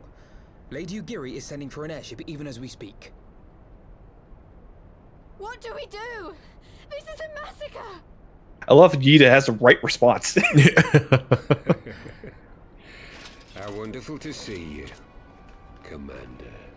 He's committing cringe. Stop him. Ilbird. I should have known. Why did Alphino sound like Ilbert? Womack. Why am I not surprised, you piece of shit? Your countrymen dying? Have your ideals rendered you blind even to that? Order the retreat, and we will help your soldiers to safety. Some real evil gamer. I should have known. Retreat. With the moment of my triumph so close at hand. You truly are a sheltered child, Leverrier. Stay home, play nothing but Fortnite. Alphino's sweating. It's like, how does he know? God damn it. God damn it. I knew we should have fucking ate those things. Ate? I mean, burned. Why did I oh, who said eat? I didn't say eat. Was not meant for mortal hands. You want to know how much ice I had to go through to get these ice? So inured to the taste of defeat, they no longer balk at its bitterness, shouting my throat raw with rallying cries, only to be greeted with dull eyes and blank faces. My brothers and sisters in Ulda have surrendered to their apathy and their appetites. Were it not for the glint of Lodorito's coin, I doubt even those here now would have answered my call. Take back our homeland! Free Al Amigo! Ha! They'll happily mouth the words, but they won't spill the blood. Twitter. You say no mortal should wield these eyes, then I shall gladly become a demon. I will suckle on the souls of the hopeless and liberate the homeland they no longer deserve. What exactly do you mean to do? Did you hear their cries as victory was snatched away from them? Even with their dying breaths, they cursed the Empire. Never has their desire for vengeance been so raw, so true. A god has no need of faith when summoned by so pure a purpose. Summoned? You cannot mean to fight the Empire with a primal? You know full well the danger, the futility of relying on such power. Fuck it, we ball. Oh yes, I know their limitations. Which is why I will call upon a deity more terrible than the very black worm of the calamity itself. Think stronger. Oh no, Bahamut? he's summoning Bahamut too. Omega Bahamut or Bahamut. No, Bahamut Neo? No. Yeah. Bahamut Neo was the next one. Or Neo Bahamut. And then Bahamut Zero was the third one. Yeah. And then Bahamut in space. Like hells you will.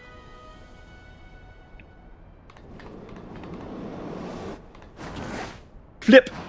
Elusive jump. He's a Dragoon after all. On a fucking paladin? What the fuck? It's cheating. He's cheating using third-party tools. This one right here. These third-party tools will allow me to free Al Amigo. To mark a new beginning. My pain, my longing, you shall have it all! Kind of wish the motion capture was a little better for that. Well, it wasn't motion capture. There's no motion capture at all. My point is that should have been better animated so it convey the emotion. What if it didn't work and he just fell like a dumb? So this is one of those scenes. Damn. Oh, this scene is very graphic. Well, not graphic, but like the implied graphic violence of it is about as raw as it gets. You can tell that the story. Oh. Yeah. I'm gonna be quiet.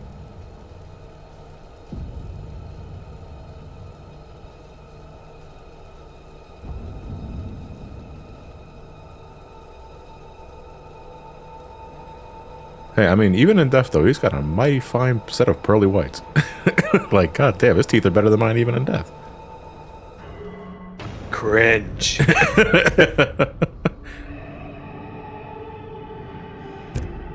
I do want to stress this. Nidhogg is gone. Yeah.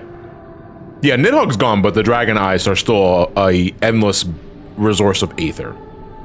They're still very powerful. You can use, they're basically makeshift, like, ultra batteries.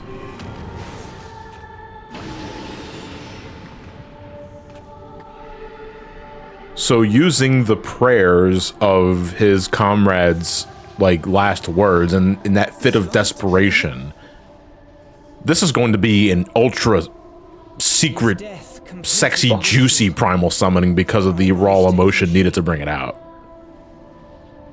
Well, can't we stop it? There must be something we can do. Loads of the queue.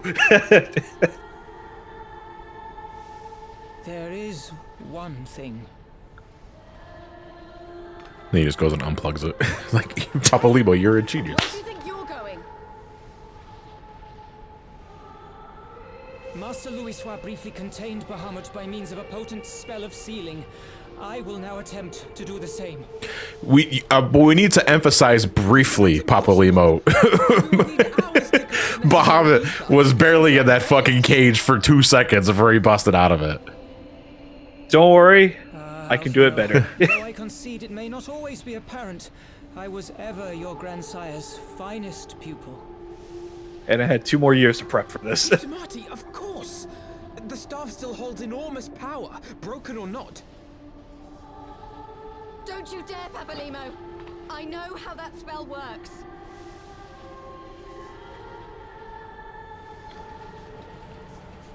What the fuck's going on?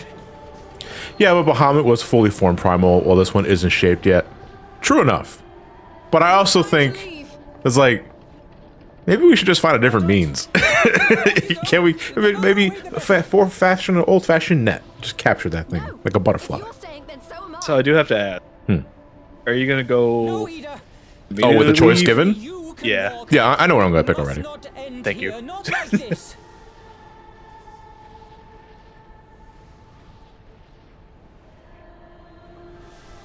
Take her! Please, you have to take her!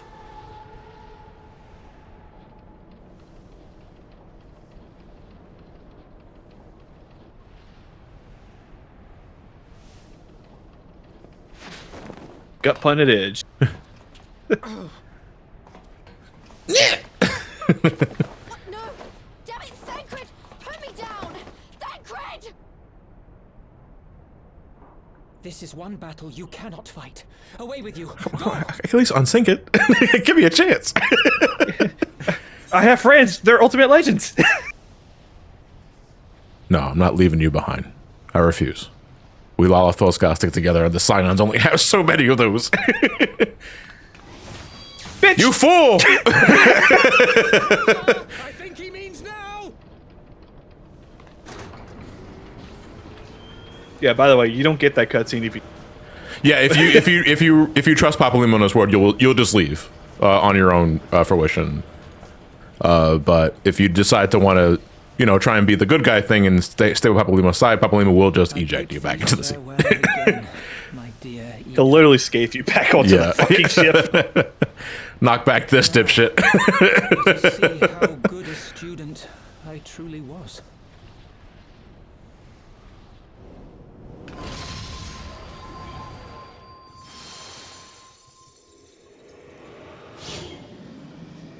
Alright, so the primal hasn't fully taken shape yet, so using that to our advantage, Papalymo is going to attempt to use the same spell that Louis Suave did in the beginning of, well, at the end of 1.0, the beginning of 2.0, to seal the primal into an encasing made of cubes.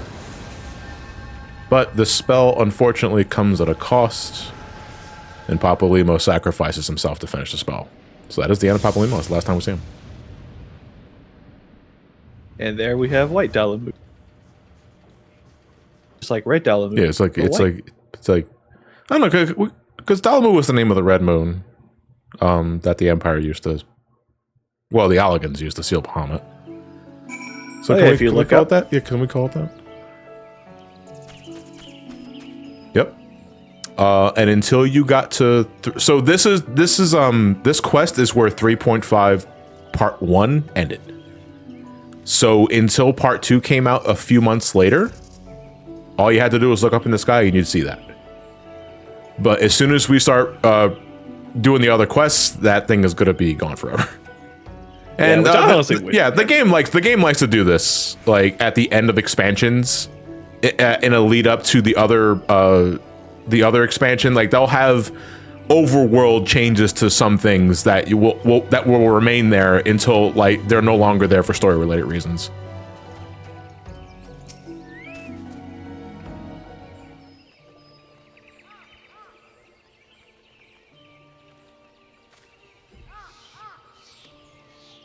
Oh, sorry about your friend.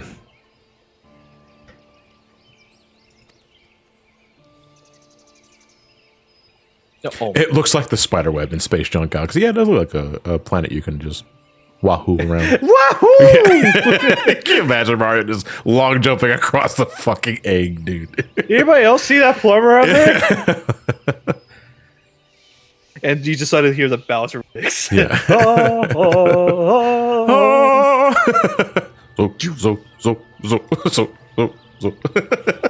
Oh, that makes me want to play Galaxy again.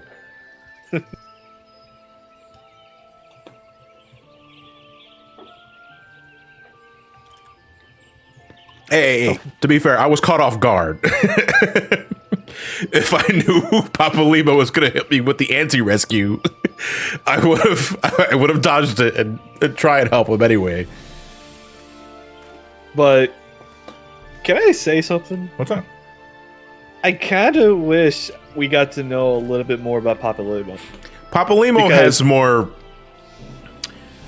You'd have to be playing since 1.0 to get more out of Papalymo. At least that was my assessment from what I've seen him with 1.0 coverage, because I didn't play 1.0 when it came out. Yeah. But Papalymo, like all the Scions, really, you know, except for Alphino and Alizé, harken back to the original 1.0 story. Yeah. So if you have that in mind as a legacy player, I would assume there's more than enough. But between 2.0 and Papalymo's death in 3.5, there could have been a little more, because, well, it still hit me hard because, you know, Papalymo is a Scion, dude, and you know, you hate seeing Ida so crushed because they were two peas in a pod. They were buddy. They did everything together. You yourself, or at least myself, didn't really feel that much dread or depression seeing Papalymo die. Outside of, he was a Scion, he was one of us. Also, that guy looks familiar. Who? The guy I'm looking at. Who are you looking at? Furry? What? You just can't say that out loud, Linky. Yeah, this guy. What the fuck? Ilberd? Who is Ilberd? I am Guy Incognito. I just looked over. I'm like, wait a minute. Hold up. You guys are really on point with that stupid shit, but I appreciate it anyway. All right, we're headed back to the Rising Stones.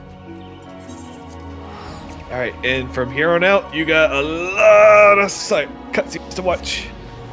Hey, man, dude, like, because I was finally picking up the Endwalker progression with Valerie, my Femoral alt, because I use her to re-experience MSQ on my downtime when like not tied to a stream or anything.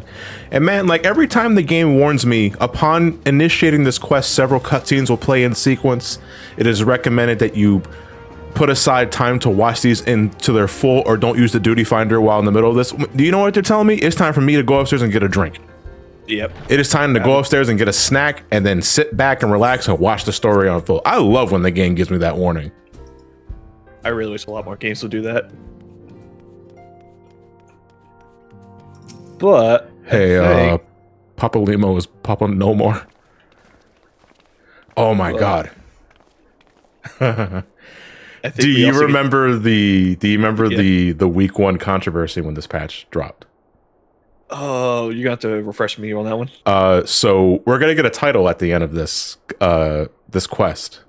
It is called The Finest Pupils, Last Witness, I think it was called.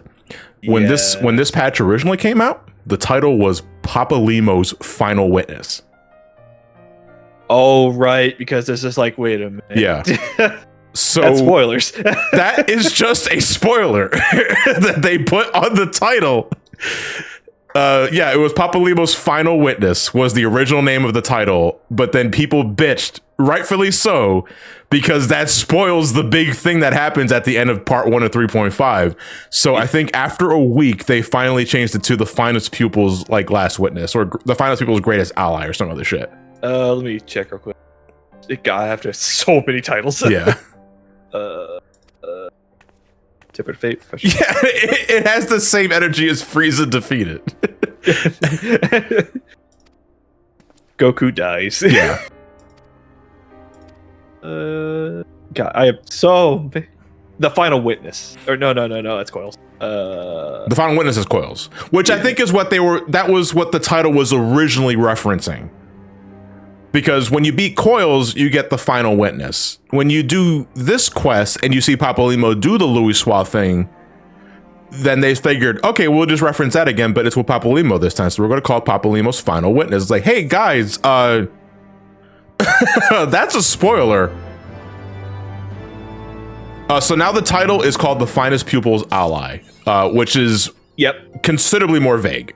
School's out forever. Wait a minute.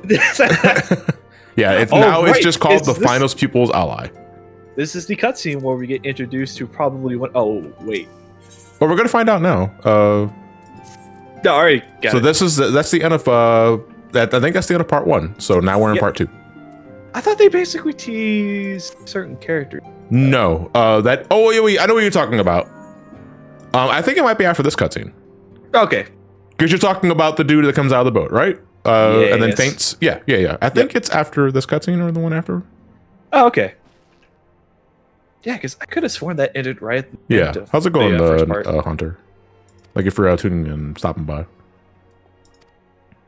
All right. Well, I mean, we managed to stop the scuffle in Baelzar's wall at what cost, but Ilbert had the last laugh because using Nidhogg's eyes as a source of aether, along with the prayers of a lot of desperate, dying soldiers, he summoned something, but it's not complete yet. So maybe we can stop it from being complete thanks to Papalymo's sacrifice, but where to begin? Yeah, here it is. There he is. Yeah. Probably one of Lord my favorite Outworld needs your help. To the Nether's realm with you. And this is our first introduction. Yeah, so this is our preview of Samurai, because Samurai was one of the major jobs introduced in Stormblood, along with Red Mage. Yep. A word, if you would, good sir. I love Gosetsu. This place. You mean the town within the realm of no, I mean Gosetsu. Also, is he classified as a Rogadin? He is a Rogadin, yes. Oh, okay. Yeah, he is probably the most human-looking Rogadin you'll find in this game. I know, but my God, yeah. I love. Yeah. He is probably my favorite samurai. Am I to understand from your answer that I have indeed arrived in Eorzea? Yes, you're in Eorzea. Please don't eat me. A plain response at last, and the one I wanted at that. My journey was not without its hardships, and I would sooner travel by land than put to sea again. Really? Came here on a boat like that? You do not believe that so small a bark could bear me across the ocean? Such timid little sailors. I had but to set my course and set my jaw till I made port.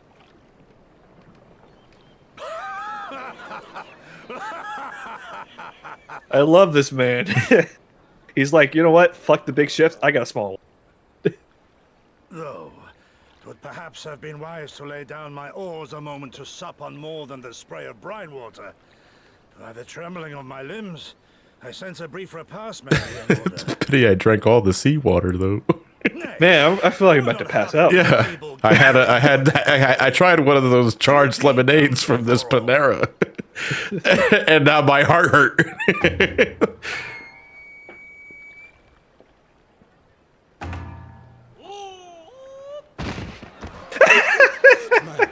So this is why you don't fast for more than 36 hours, folks, because again, I love Goetsu. I shouldn't have had that second charge. Judy on J here, it's just like are indeed from home, friend. Also, Urianji's back at his fucking Realm Reborn clothes. I thought he would stick with the gray robe after the Warrior of Darkness stuff. This really is some whiplash, though. I think it's just them trying to bring in some levity from like the really fucking dour scene that followed beforehand. I will agree, though. Like maybe another cutscene afterwards, beforehand would have not made it so whiplash-inducing. But I understand the intent behind it. They just wanted to make sure it's not all gloom and doom here, you know. That and plus, it's been a couple of months in between the end of 6. Well, no, because that's the end of 3.5. That's the end of 3.5 part 1. We end on that note. No. You just start the quest to start this, right? Is that what it is? Okay, I wasn't sure. I thought like Gosetsu being teased was at the end of part 1. No. I think at the start of part 1 did get. Hang on, I'm gonna look at that. Yeah, also, can you look that up because I'm actually drawing a blank on that. It's been so long. Sure thing. Everyone's waving to me. Also, can you do me a favor? Hello. Can you restart the stream on? Why is it doing that audio thing again? Yeah, a little bit. Yeah, give me a second here. Thank you.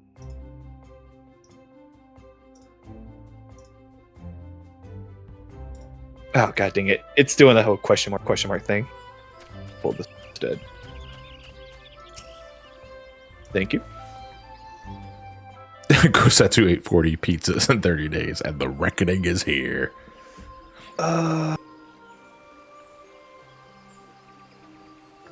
The last quest that you did, Louis Wallace Find the Students, was the final one for part 1, and then the part 2 is the obvious solution. Okay, so that's where part 2 begins. Okay, yes. so it's not whiplash inducing at all. Like if we're considering the context of its original release, then yeah, we've had 3 months to wallow on Papalymo's death.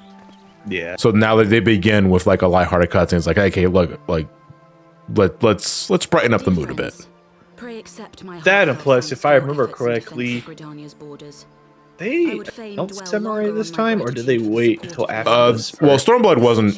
Well, Samurai as a job we can play wasn't until Stormblood, but they would use. So we're gonna have an instance encounter here. Well, not here, but in this set of quests coming up where Gosetsu helps us, and Gosetsu is using the samurai kit. So he was originally meant to be a sneak preview to the job.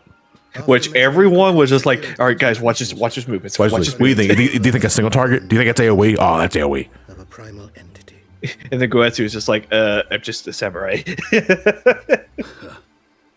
So we must assume that Ilbird's thrice damned god is indeed trapped within. And what news of the Imperials? They're not like to ignore such a spectacle. Yes, sir. A Garlean airship was observed making an approach, but the vessel was destroyed when it drew near. The Empire appears to have made no subsequent attempts to reach the object. Okay, so we can't fly towards it. Damn, there goes all my options. Like the set immediately leaves. What if I throw my spear? I was just gonna recommend ramming into it. We already did that once with Azazla. I don't think we could do that again. And plus, you have an eye right now that we can use. Ruin in the space of a moment. You can't analyze a pre-Shadowbringer's job without seeing the 12 buffs they have to press before every pull. Destruction to that wrought by the fiery wrath of Bahamut. Listen, I can summon Bahamut. Okay. I mean, face another calamity. Yeah, because like I'm already like level 60 summoner at this point. I have my own little demi Bahamut. It's cool. It's blue. And So the primal is awake then? I haven't given him a name yet, but you know, still, it's a blue Bahamut. Lest it break free. So in order to defeat a primal, we need to use another primal. Matter of how to get close enough to a being, and we can't use Bahamut because he's dead. Titan, Garuda, and Ifrit, they're useless. Bismarck is Bismarck. Bismarck. Just leave it at that. Ravana doesn't really care. Hey, you say that, but when Viper drops in Dawn Trail, Ravana's gonna be like every Viper spirit animal. Because my dude was rocking the Viper skills before Viper was even a thing. For the obvious solution. Do I sense a divorced dad within the vicinity? In the hells are you doing here? Hi guys, it's me, Nero. For streets. To see you too, Gallo. God fucking damn it. Kind is to explain to these good people why you should be begging me for my assistance. That would be most appreciated. Listen, we need something cool. Hello, honey, I'm home. Fucking Emmerich was just like, who the fuck? I mean, basically, yeah.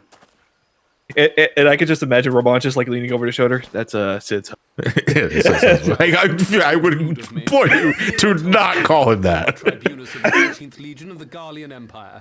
These days, however, one might say that I'm something of a free agent. What do you want, Nero? I was getting to that. Although you already know what I'm about to propose, old friend. No, not in front of them. Not that. And then I lean from my gamer chair, and my ears cracked up when I heard that name. The only force in existence which might conceivably contend with such a foe is the very creation which captured the Elder Primal in the first place. I speak, of course, of Omega. Dun dun dun. The last time we heard of Omega was when Teleji Alaleji was trying to do some shit in Realm Reborn. He got cut in half. And none alive knows how to wake it. I do. You guys ever press the start button? Sorry? Do you understand who it is with whom you have the privilege of speaking? I'm Nero Tolskeva. I'm the goddamn Batman. And Amber just turns back to her body. He's his husband? I got admin rights. And as luck would have it, I am graciously offering you the use of my considerable expertise. Hey, Scar, thank you for that Twitch Prime. Much appreciated. Oh, you as well, Ray. Bro, just really hit the... Thank you for It's the, okay, Twitch I'm Prime. different. Power enough to win my trust, Nero. Trust? You wound me, Garland. All those years. Robot enthusiast proposes using big ass robot to solve a problem. And I just raised my hand and be like, I was I'm like- with Nero. Let's fucking go. But sentiment aside, have you a better solution? Didn't trust Nero at first, to be honest. I mean, to be fair, I mean, who is Nero at this point in the story other than the dude we rocked in Praetorium? And then it's just been kind of acting behind the scenes in the meantime. And this is before Crystal Tower became mandatory. Because if you didn't do Crystal Tower up until this point when this patch originally came out, this is like the first time you see Nero in MSQ since Praetorium.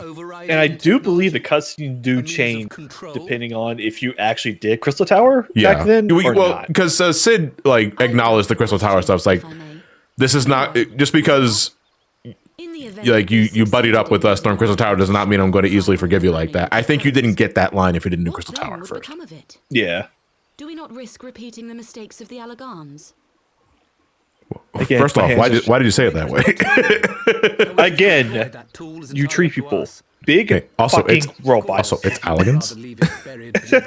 Why did you say Allegans? Your petty squabbles above, then I suppose that is Listen, also I've been drinking a lot. Do you pronounce it as Spider-Man or do you say Spider-Man?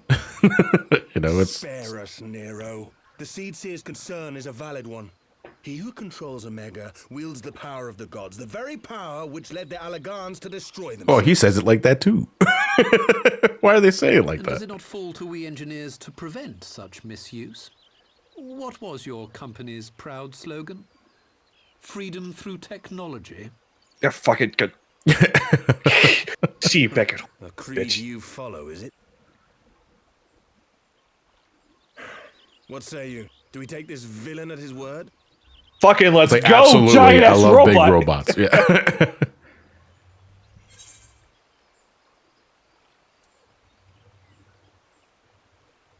He makes a Awkward convincing case. I just love that awkward silence as everybody just stares at you.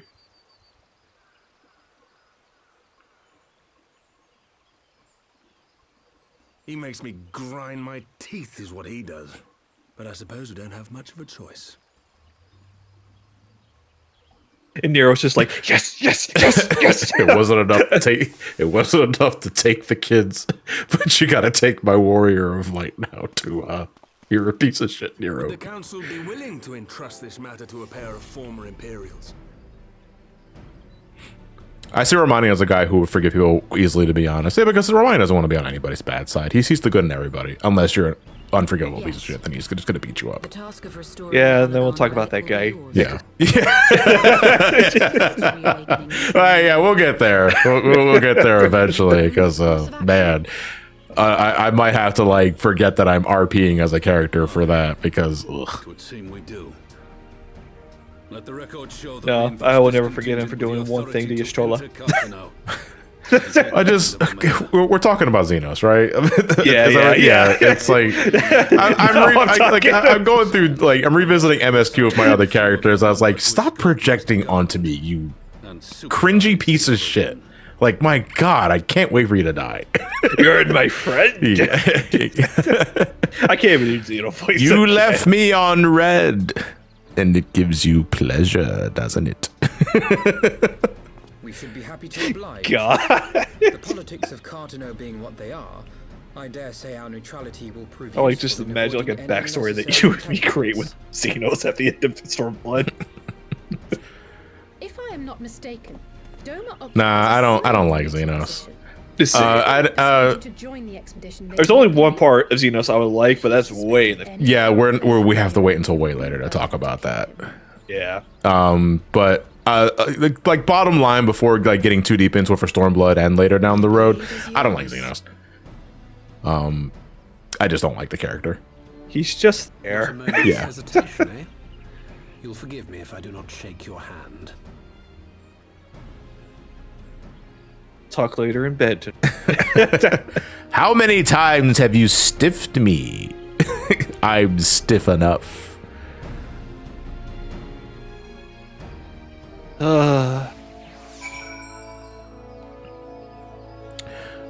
Best beans in general, in your opinion? Now, when you're asking me about best beans, elaborate on that. Incendiary Jazz Truffle. That's a name. I mean, there's beans in Final Fantasy 14 now, I guess. We're just talking about like regular baked beans, because I don't really dine on baked beans. I eat chili beans, but that's about it. Oh yeah, question mark. Always dread seeing one of those. I'm like, oh, do I have enough space in my inventory for this? Yeah, you got to make sure. Well, I mean, but it's also exciting. I was like, oh, I'm going to get something at the end of this. And then I go, do I have enough space in my inventory for this? Because I don't know, like, if you can finish the quest. Especially if they're a long coffee beans. Oh, see, like, I just like a good dark roast bean. I don't really know names of the beans, though. I just know flavor. And I'm a medium to dark roast kind of guy. Although I don't drink coffee like pure black because I think it's too bitter for my taste. So I always put creamer on mine. And I don't put too much creamer because creamer's already sweet. Oh, I think you might be getting some stuff for this episode. Yeah. I think we're about to get the outfit that Tatar was working on for us. Damn. You're right.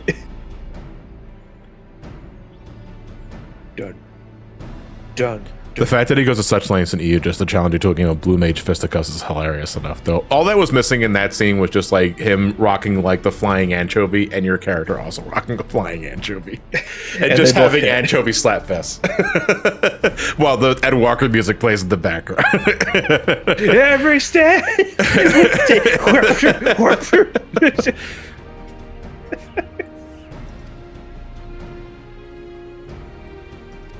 All right, lads, it's time for us to go to Alamigo. Wait, not yet. we still got 4 months. I was going to say, we still got quite a number of months before we get there. And even then, it's not going to be an enjoyable first day because everyone's going to be stuck in the DMV line.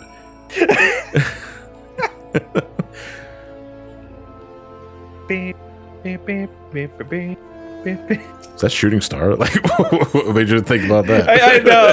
I just fucking remember like some videos around that time where you just see like them just trying to like queue in, and it just starts playing that song. And you just hear, nope, you've been reset it. Yeah, nope, you've been reset it. So, just to quickly refer to what I was talking about when I mean the DMV line, I'm going to mention this again when we start Stormblood because the story is never not funny.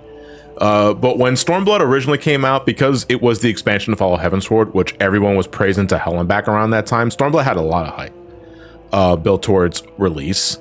But the problem is that everybody was trying to play the game at once, and Square was not ready for it, so the servers just kind of shat the bed when it came to like early quest content in the expansion story, particularly regarding 2 instance encounters, one involving Ralban, the other involving his son Pippin. And it was bad to the point where folks were not able to load up the instance battle, which means folks could not proceed with the story. They were stuck. And what we ended up doing as a collective community, because we're throwing darts at the dartboard to see what was sticking at this point, was that folks formed a line to the quest giver to see if maybe if we agreed to only have one person go in at a time, maybe that'll help unclog the servers. It didn't work. It didn't work, but we thought it worked.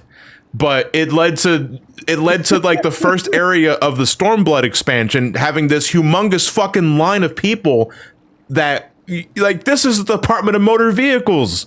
We're in line for something that may or may not happen, and it didn't work because like I was in that line. I took pictures of myself in that line. I still have those pictures of that line, but I don't have it now. It's in my Google Drive. I'll have to show those later. But that was dumb. Now, thankfully, it's no longer an issue anymore. So we won't have DMV shenanigans. Although I will have my own DMV line fashioned when we get there with Ramani to pay respects to that, because that was funny as shit. Mr. Skeletal, please, for the love of God, I implore you, eat a sandwich. Anyway, time for crab. Huh? Skeleton? Huh? Servers die and Yuna dances.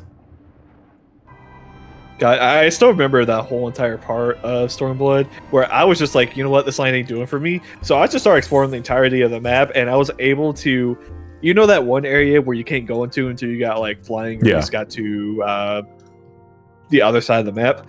Some guy got glitched into the other side of the map. He was basically doing mount trade. Oh, really? Literally sitting right there at the end. I'm like, all right, I guess I'm going to try and explore this area. So, these are 89. Storm in the chat just posted an example of what the scene looked like when Stormblood originally came out. Yeah, that's exactly it. It's exactly how I remember it, including with the confetti in the background. Yep. Because people were bored. It got bad, folks, like, because you couldn't proceed to the next area. So what folks did was that they just did all the fates around them, power level their shit, and like A ranks didn't survive more than 10 minutes because everybody was farming that shit. So these are the fabled headquarters of the Scions. Who the fuck are you, said Sataru? Self-proclaimed warrior scholars to surround themselves with the fruits of man's enlightenment. And yet there's not so much as a single piece of magitech in sight. We don't need your cringe magitech. It never ceases to amaze me how primitive you Eorzeans truly are. Where's your TV and your radio? Where's the washing machine? Where's your SuperNet? Is home to the very latest in magitech innovation. Ooh. Who the fuck are you? Calls it the Mark 14 Thermocoil Boil Master, and it's the finest kettle I've ever had the pleasure to own. Yeah, eat shit, Nero. I would honestly love to see these two just have like their own little side story and just see how it goes.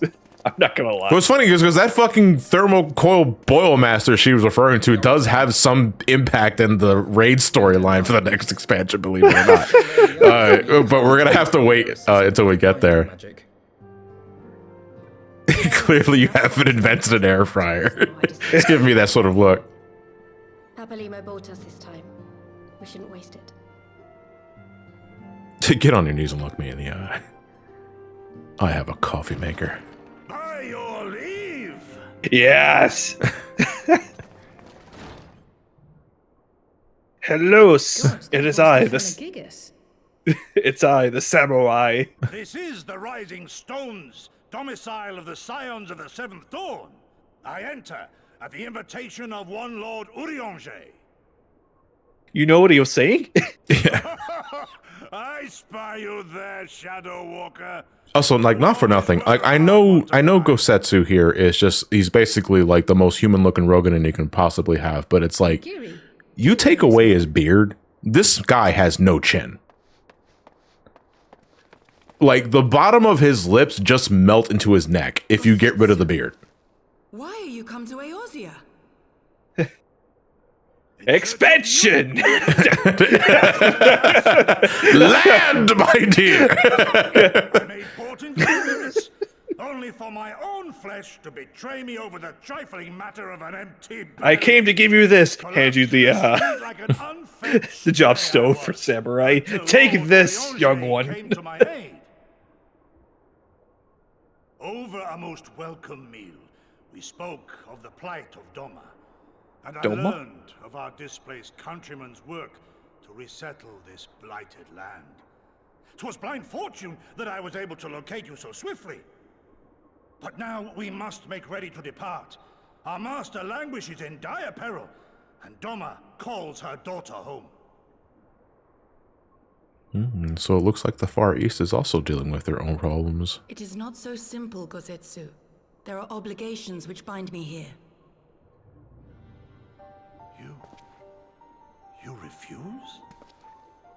Did you mislay your oath during your flight from our homeland? The laws of hospitality must be honored, but surely the vow to defend your master demands the greater obeisance. It was our I think Nero in the background. It's like, well, I thought I was the most important character in the building today. The scions you see before you who provided us Damn succor and sanctuary when all others refused. Dire peril or no, were I to return without first repaying such hospitality, our master would cut me down at the threshold. Figuratively speaking. Mayhap that is so. There is more. A crisis threatens all within this realm, Eorzean and Doman alike, and I go to play my part in its resolution. I will not bring shame upon our liege. I love how you and Tataru's just like neck breaking. Yeah, we're breaking our neck staring at this guy. How very noble of you. Now, in the name of All right, can we go back to Omega? Can we go back to Omega? Wow, Nero, you are the guy of all would you time. rather debate the finer points of duty and leave Omega to the Empire? The Empire? The Empire! You draw steel against the curse of Garlemald? Yeah, don't you? I'm not an artist. It's not what I meant by drawing steel. Why did you not say so? My blade is oath-bound to fall upon the ranks of the Imperials wheresoever they march. And every new player who just saw this samurai gameplay? Not yet. Although technically, as long as you have Stormblood bought, you can start Samurai whenever. All you gotta do is get to level 50. No, I'm talking about when Heavensward. Yeah. But yeah, not yet. Hey, Tataru, what's up? Yo, you need a new look. Take that back. You look like you stink. Here, put some better clothes. Put some more fashionable threads on. Which, honestly, I love it. I forgot, like, did we actually wear the outfit for this cutscene? Yeah, just a little bit.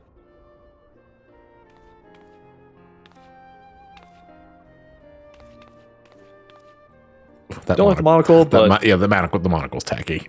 Yeah. Also, but the outfit itself. I liked... So, I personally don't like when my boots go over my pants. That shit drives me insane.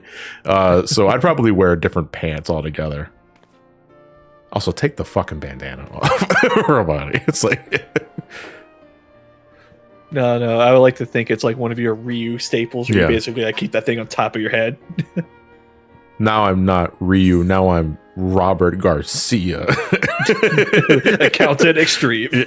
No, that's an art of fighting character. It dresses a lot more dapper than Ryu does. But yeah, it has the same energy as Goku wearing a suit. It's a nice set of threads though. I personally like to dye mine black. Because I really like the way it looks like with black dye.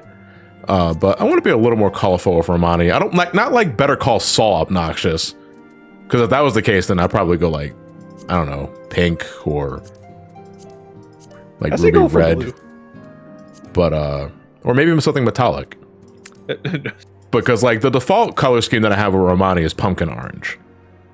That is a default color scheme that I will use for Ramani more than anything else. But I'm also still looking for other complementary colors that will suit Ramani. What color is your This is also the glamour now. He doesn't wear any pants. Can you zoom in on his eyes? I just want to see what color it is. His eyes. Oh, his eyes. Okay, I did not hear eyes at first. I thought I heard ass. I was like, well, I don't know what to tell you, buddy, but Lalafels don't have an ass. I don't want to look at that. Fucking flat as a fucking cardboard, dude. I'm gonna look away. All right, well, my eyes they're kind of they're gold colored, yellow. Gold color? Yeah. Negative cake. You got the Hank Hill ass. Yeah. Hi, I'm Ramani. Did you know you have rights? or Eorzean Alliance says you do. Oh, this guy. I forgot we're introduced to this guy here too. Oh, chat, you're gonna love this guy. All right, Yeah, so so we have a plan in motion. We're gonna attempt to wake up the very thing that sealed Bahamut in Dalamud so many years ago, and that's Omega.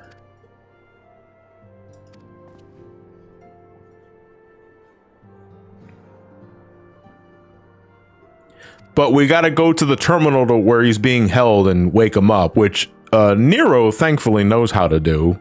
That's what he was doing in that last cutscene we saw in the last session, where he was staring at something, he was smiling. I just need the admin. Yeah.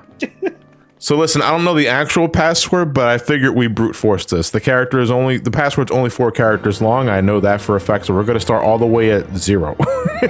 0, 0, 0, 0. All right, 0, 0, 0, 1. All right, 0, 0, 0, 2.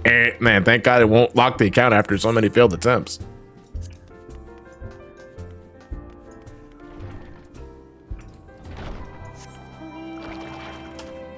Where do you get the... The crab is originally it's from Ishgard Restoration, but I use the Mughal tomes from the last event because this is one of the mounts being offered. Yeah. Okay. I bought this mount like 5 times with Joan because it was tradable. You could sell it on the market board. But then I remembered, wait, Ramani doesn't have one, so I'll go in for Ramani. It is time for crab. Yeah, it's always time for crab. It's time for an instance, baby. Sid's got that piss glow about him. Ramani was this glow around me for. Yeah, Ramani, I'm scared.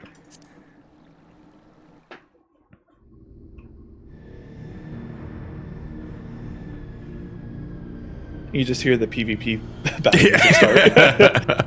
Evan56, thank you for the tier 1 for 32 months. Much appreciated. Thank you.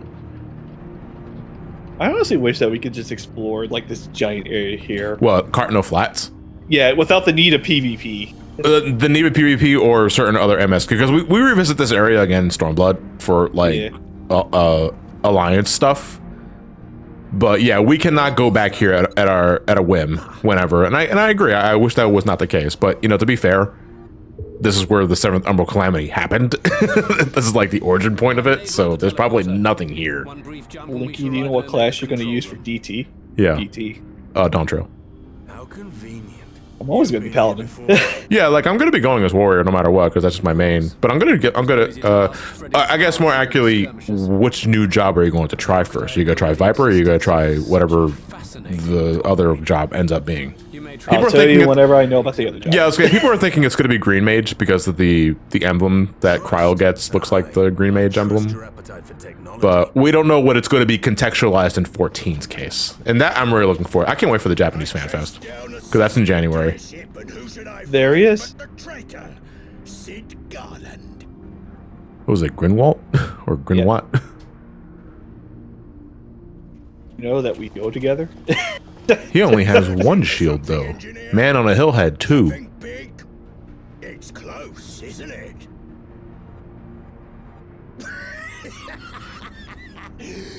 It's like all my name days have come at once. Of all the scouts the Empire could have sent. Take care of that brute, will you? All the motherfuckers that could have I'm not doing with this asshole. Anyway, kill that motherfucker. VG Fanatic, thank you for the Twitch Prime. Much appreciated. Oh, a woo to you too. To it, but I dare say you'll manage without me. This clod has no idea who he's dealing with.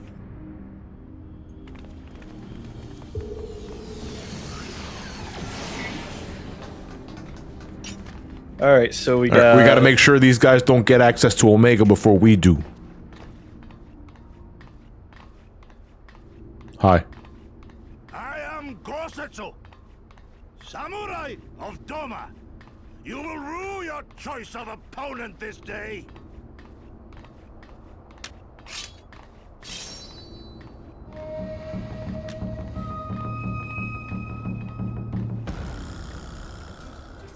Wow, he's a Dark Knight. God damn it.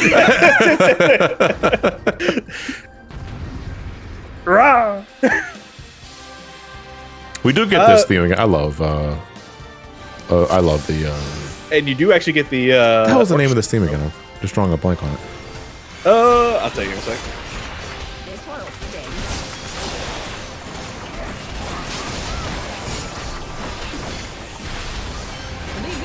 Guys, I'm tanking. I'm tanking. I'm tanking. I'm You'll tanking. be fine. I'm tanking.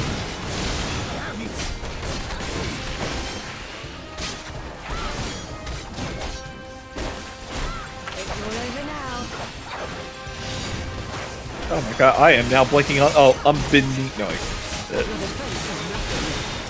You want some of this?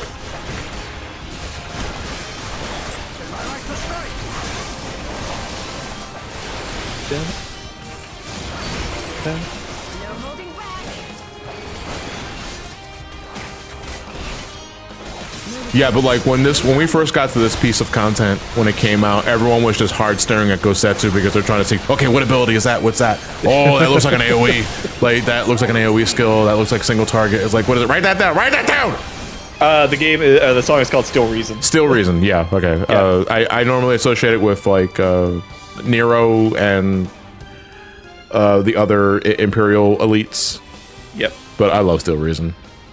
Oh my god, that was a samurai? Oh, wait, you already done? The first part. Oh, okay. Yeah. I looked over for like half a second and you're already done the fight. Don't tell me, is it going to be a giant spider? It's okay, we're going to summon Bahamut down here. Get ready. I got a surprise for you, and he just gives you a gun. It's a basic 9mm. Oh, hell yeah. It's Nero's Magitech armor, you know, because it's red. The Red Baron. Available now for $14.99 at the online store. Damn! And your character's like, ooh. Mine. Mine. Well, I mean, the Warrior of Light really loves the Magitech armor. I mean, you play Praetorium and you get to the scene where you shoot down that metal door and the machine shuts down. Like, your character looked like someone just died. He's like, oh. All right. Torn from the Heavens is probably one of my favorite tracks. Let's cause some mayhem. Nero's Magitech armor is vastly more equipped than your regular Magitech, because you got like 4 fucking different actions here. We got the Magitech cannons, basic AoE stuff. We're going to demonstrate that. There's the photon stream, which is again, but he also has a diffractive Magitech cannon. Look at that. That's amazing. And we also have the high-powered Magitech cannon. Bam! Papalymo's dead. Papalymo's dead, honey.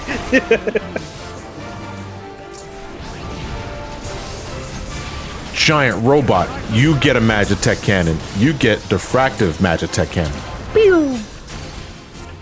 How about a high-powered one to your face? There we go.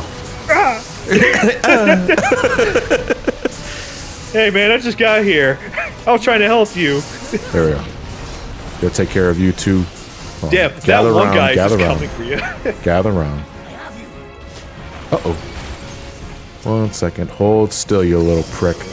Boom! Okay, there we go. Stop that. Leave me alone. Actually, if I gather you around, like sheep, and I'll lure all here. There we go. You too. He's using the explosive. Wow, he just used the laser on the one dude. Yeah. I mean, it's 10-second cooldown. I got plenty of time. Yeah, it's just like, and especially fuck you. It's like, I don't even know you. Beam. Almost.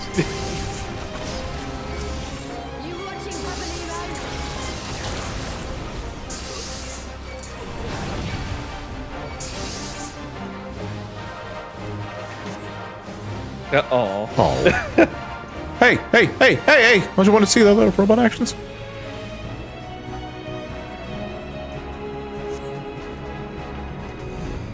I just like imagine you just come up to him and just punch him in the balls. Did you just do the gritty on me?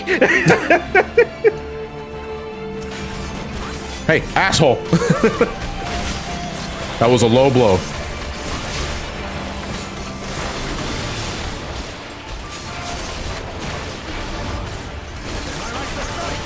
Oh, his last name's Everfall? Huh. Oh, Gosetsu? Oh, yeah, you really don't see Gosetsu's last name unless he's like in an instance battle. So his last name's Overfall. Yeah, that's why I'm like, sir, Ramani, you're on fire. Am I? Ramani? Yeah, there's a fire AoE behind you, or underneath you. That's crazy. Anyway, here's one ball.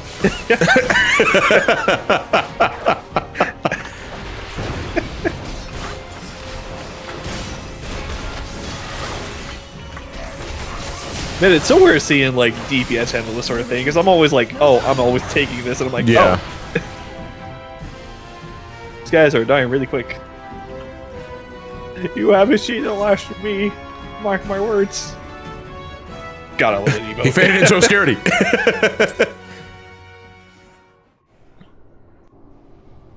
All right, so we'll send Nero a Christmas ham as thanks for sending us as Red Baron to help. Nero ain't done giving gift today. Unfortunately, our own personal Magitech armor never gets outfitted with those extra weapons, even as like for cosmetic reasons. That's a shame.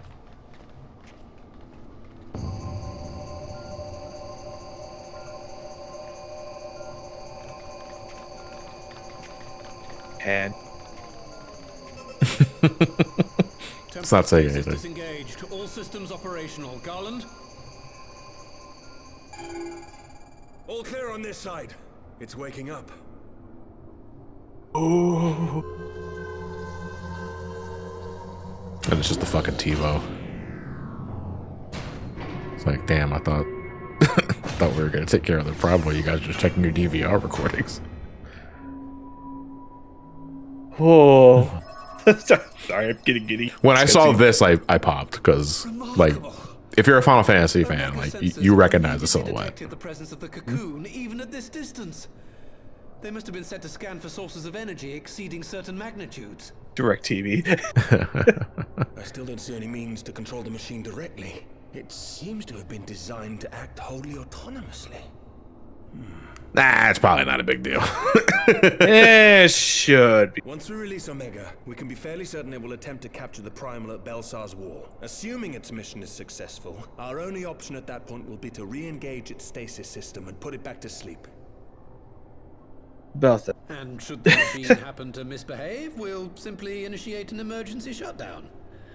I confess we don't yet have a complete grasp of its capabilities, but I'm certain the details will not elude us for long. It's fine. It's fine. Well, I understood less than half of that. So, my question to you is, are we doing the right thing? Yes. Robot. Everybody's just chanting that, even including Gosetsu. He's just like, what's a robot? What do I think?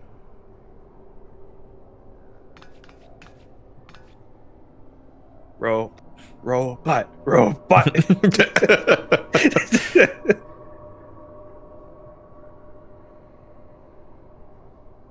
All right. Step aside, Sid. Is this the thing I need to press? Yes, that's the one. I'm going mute.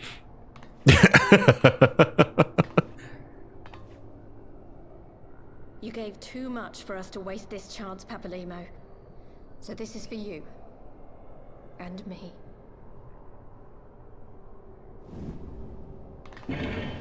PS3 support is now ending. Initiating. Let's fucking go! Initiating amazing cutscene. Ill-routing all profit to cutscene. Yes! Fly free, my pretty! Show us what you can do. Oh my fucking, he is fucking making out with the microphone. Holy shit. It's fucking Omega. Fly, my pretty. Show what you can do. Omega is loose. Alright.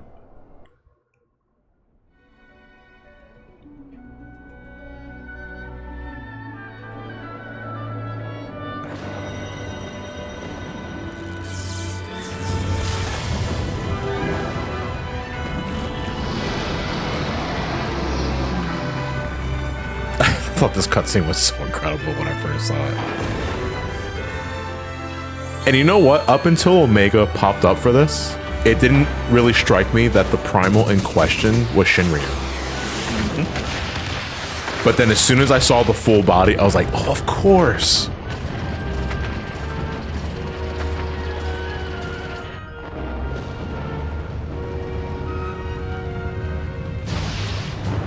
Yeah, as soon as I saw that like shot right there, I was like, oh, it's Shinryu.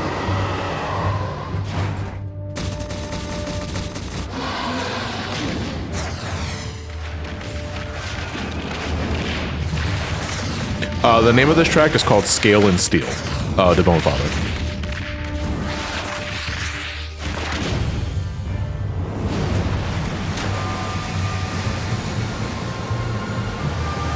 I hope Omega's wearing a coral ring.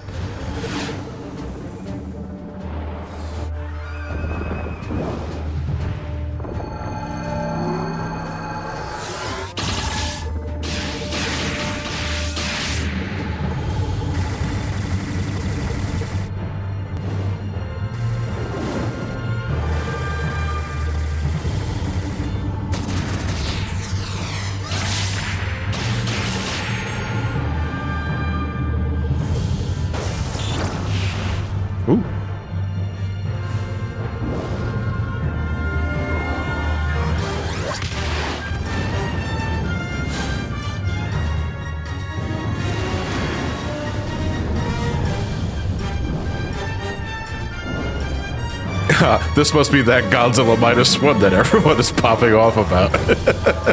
I'm surprised they allowed me to stream it.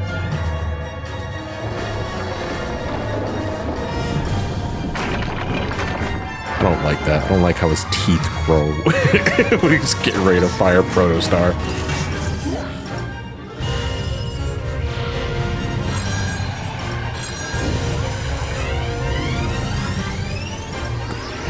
About to ruin this motherfucker's day with geometry.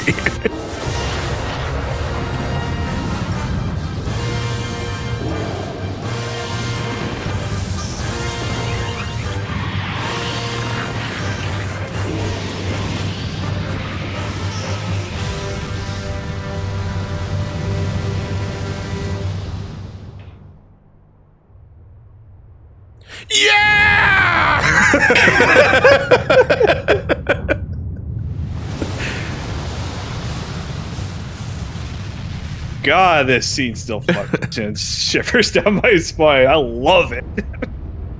Again, PS3 support died because that cutscene could live for us.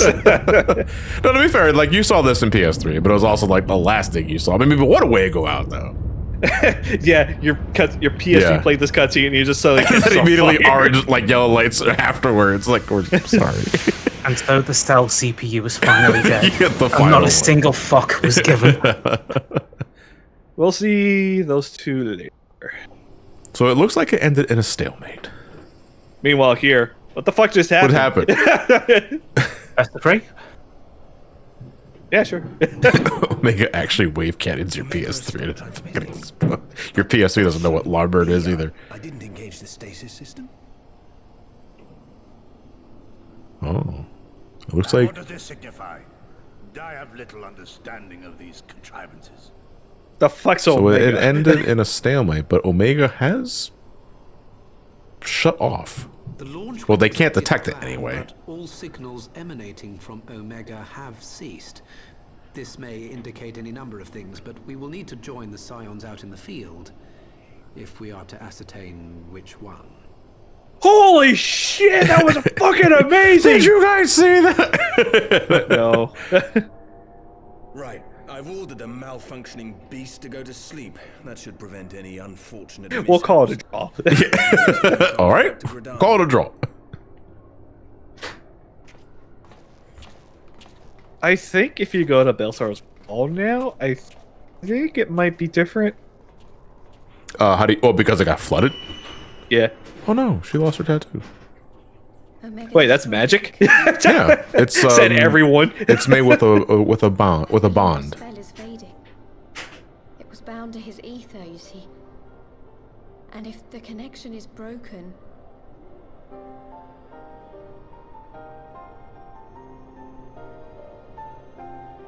it's okay. I'll paint you another one up there. Face. Yeah, she's part of the branded. Yeah, I guess. No, not anymore. Because Papalymo is now fully dead because the seal spell has been ruptured and it no longer holds Shinryu. Hey, Sid, can we ever come back to this place? That was some shit, right? Can we do that again? Is there a second Omega we can launch? No, it's just the only Omega. I see. For now.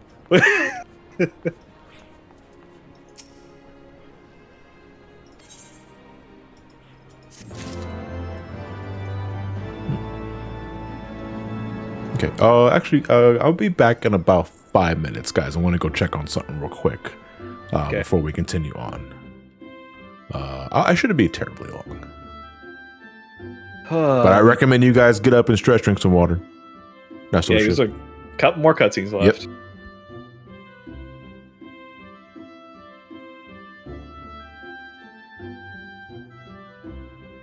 Yep. How's chat doing today?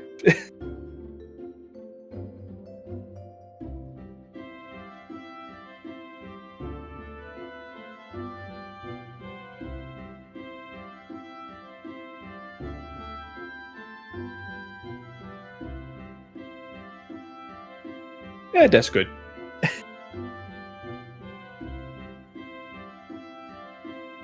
Have you take care of Xmas shopping yet? Oh, I don't do Christmas shopping.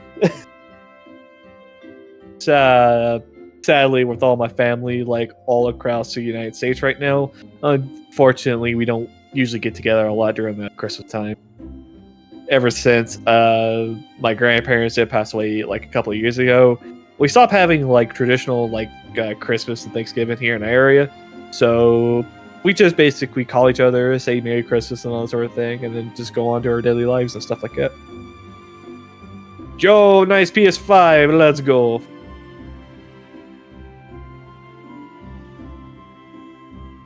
Okay. But other than that, Linky, do you prefer playing 14 on a controller or keyboard? Because I'm thinking of changing for Dontrell. So controller based, it's all right. You do have like a limited number of like abilities that you can use, and depending on if they add more abilities to the game, then it might get too overcoming. But I mainly have always been done PC, keyboard and mouse. Usually, whenever I'm like doing grinding for like smaller things, then I'll pull up the keyboard and just kind of use that, so that way I'm just not like lunched over on my keyboard all the time. It's more situational for me because it's a process. Indoor Explorer keyboard. I was on controller, by the way. Yeah.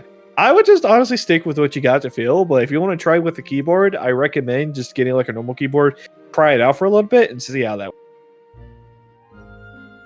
Because I don't know how PS5 keyboards work and stuff like that. It might be the same as like plugging in a regular keyboard, but you also might need a mouse as well on top of that.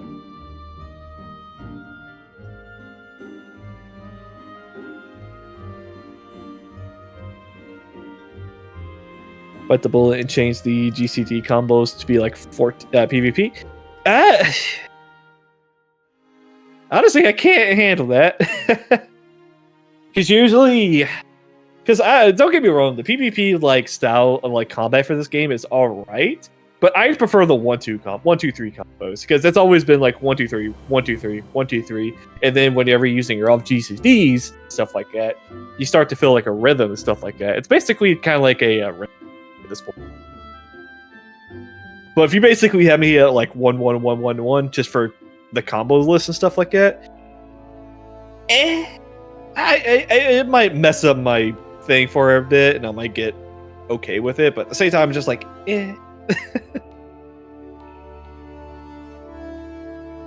Oh, it'll be the same thing. You're just pressing 1-1-1 instead of 1-2-3. Yeah, but when your hand is pressing 1, 2, 3, you basically got that. You got that flow with your fingers. You got like 1, 2, 3, 1, 2, 3. If I'm pressing 1 all the time while I'm also trying to move my character around, my fingers are going to get like really messed up and stuff like that. Because when I play keyboard, I have it set to like my 1, 2, 3 is always doing attack, and I use my right click to automatically move myself forward as well as move to where I need to get. Yeah, it's a strange problem. Mage mashers, as you know them, are not in 14 yet. I mean, the closest you can get are probably a pair of knives for rogue or ninja, but Viper is more in line with Zidane than ninja is for 14, so we're gonna have to wait and see. All right, we're back. Let us continue on. The Far Edge of Fate. I think this is the final quest.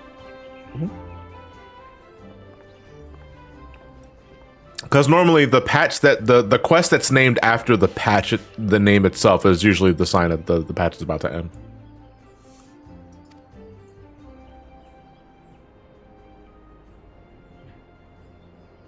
I know I kind of missed the conversation because I was AFK, but I'm of the boat where I'm hoping Square never decides to simplify the GCD as they do in PvP, where you're hitting one button but it changes after each time. Yeah. Because I'd find that too monotonous and not as conducive to feedback as just like shifting between 1, 2, and 3 physically on the keyboard or controller, wherever you rock your boat. However, it is something that I see benefiting controller players more than keyboard and mouse players. Because it's less, you have more real estate to shift around with controller layouts. I don't play on controller though, so I don't know what hiccups you guys run into involving how you set up your hotbars the way they are.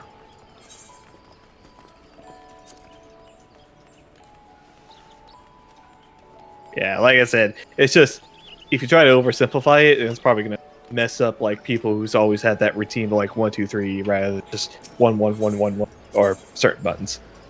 Because I know the level cap raising in Dawn Trail really doesn't mean anything on a surface level, because it's a safe assumption they'll add 1 or 2 more abilities for your hotbar, but more often than not, what I think is going to happen is that they're just going to upgrade abilities you already have so that they do a different thing, or it's just stronger hitting so that it's in line with the current content. Because the last thing they want to do, which they inevitably keep falling into because of just how the game's designed, is that they run into button bloat, where a job has too many buttons to place on a hotbar and it just looks like a fucking mess. I remember Summoner and Paladin especially. Oh my god, Paladin was so bloated with buttons. It still is. It still is, yeah, to a degree. Like, it still is, but considering how the hotbar looks now, think for a second, it used to be worse.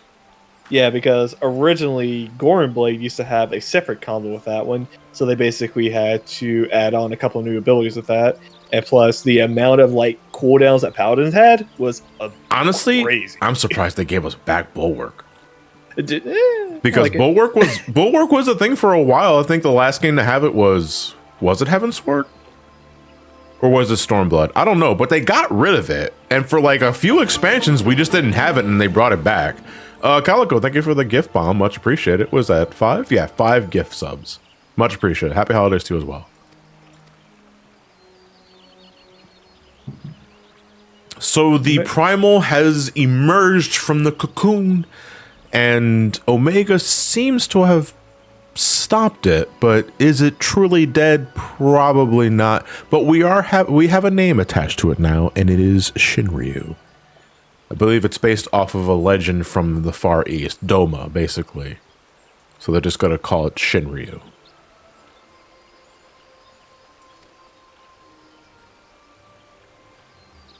And then there's Kaiten. Listen, I don't miss Kaiten the skill. I miss Kaiten the attack animation. Let me just hide that. I accidentally hit the enter key on the keyboard. When you do that in the middle of a cutscene, it pops up the chat log. Which I don't want to do. You think I want to read your cringe takes in the middle of MSQ? Shinryu, Japanese form of Shenlong, spiritual dragon originating in Chinese mythology. Yeah. That was almost like a Pokedex entry. Yeah, you just needed like a robotic filter over your voice for that one experiment. It would be basically uncanny.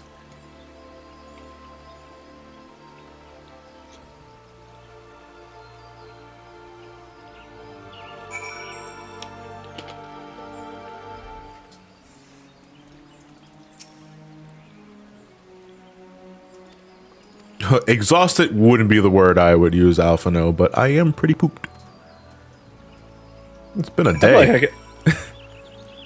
That's some shit, right? It's like, ooh, what a day. Like, you know, everything that incurred in Heavensward and everywhere afterwards is all in the span of 24 hours.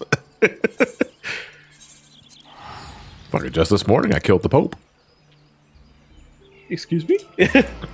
You were there!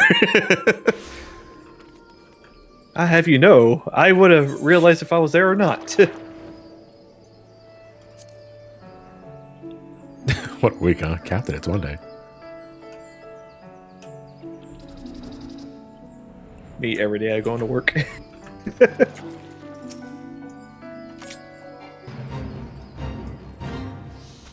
You're part of my hunting log.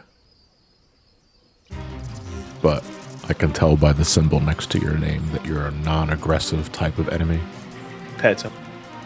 I will pet you. Come back here. Hold on a second. Wait. I wish to pet you. Good, lemur.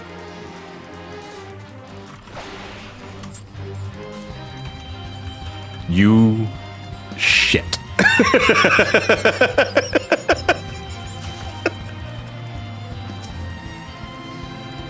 You know, this is why games like Undertale exist. My friends, I cannot well express how glad I am to see you both unharmed.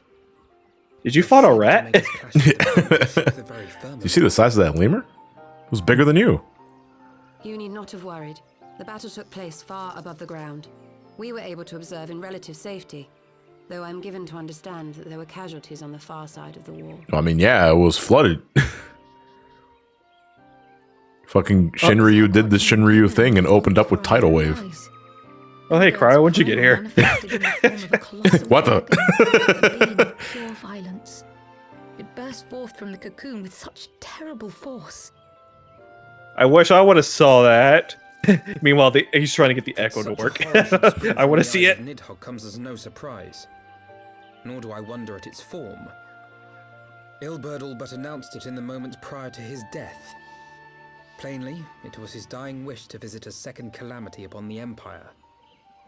I mean, let's go as far beyond the Empire at this point. I think he just wants to watch the world burn. And I am quite certain the abomination would have obliged had it not found itself outmatched by a mega.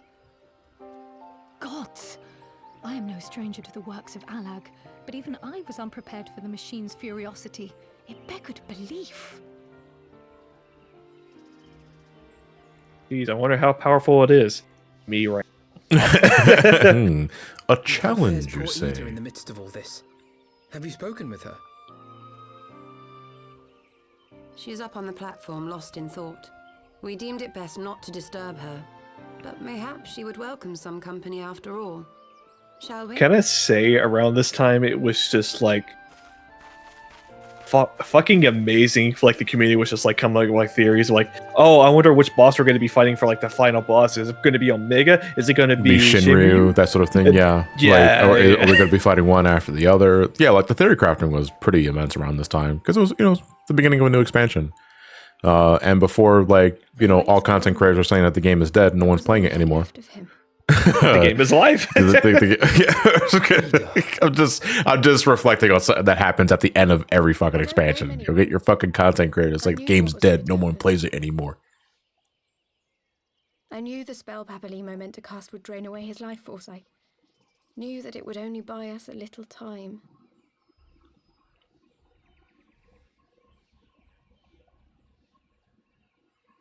It's okay, you still got me.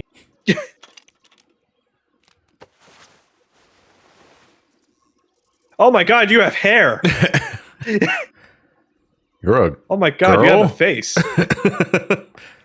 Ida, there is no need to explain. I can't need any explanation. Why the fuck are you wearing that all the time? But there is. I can't hide in Papalymo's little shadow anymore, and I shouldn't hide behind my sister's mask. So I have to ask because, like, I'm not into like data mining and that sort of thing. Did she always look like this underneath the helmet? I wonder.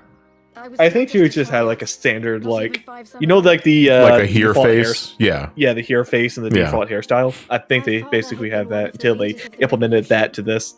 She's God damn it. You're from Alamego? Yeah. But you're so white. She was strong and kind, and always knew what to do.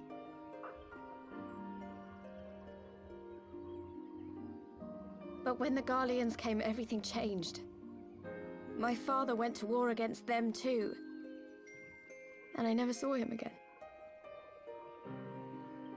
After that, I remember a lot of running.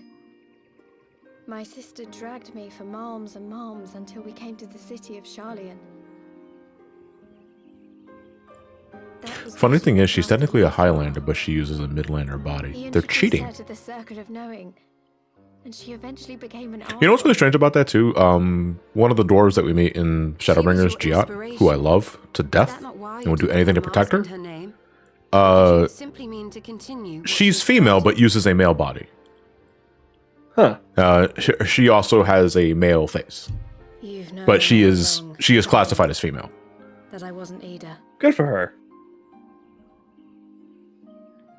Also, I think the confirmed lesbian, because depending on your gender, when you ask a certain question, she has two different reactions for it.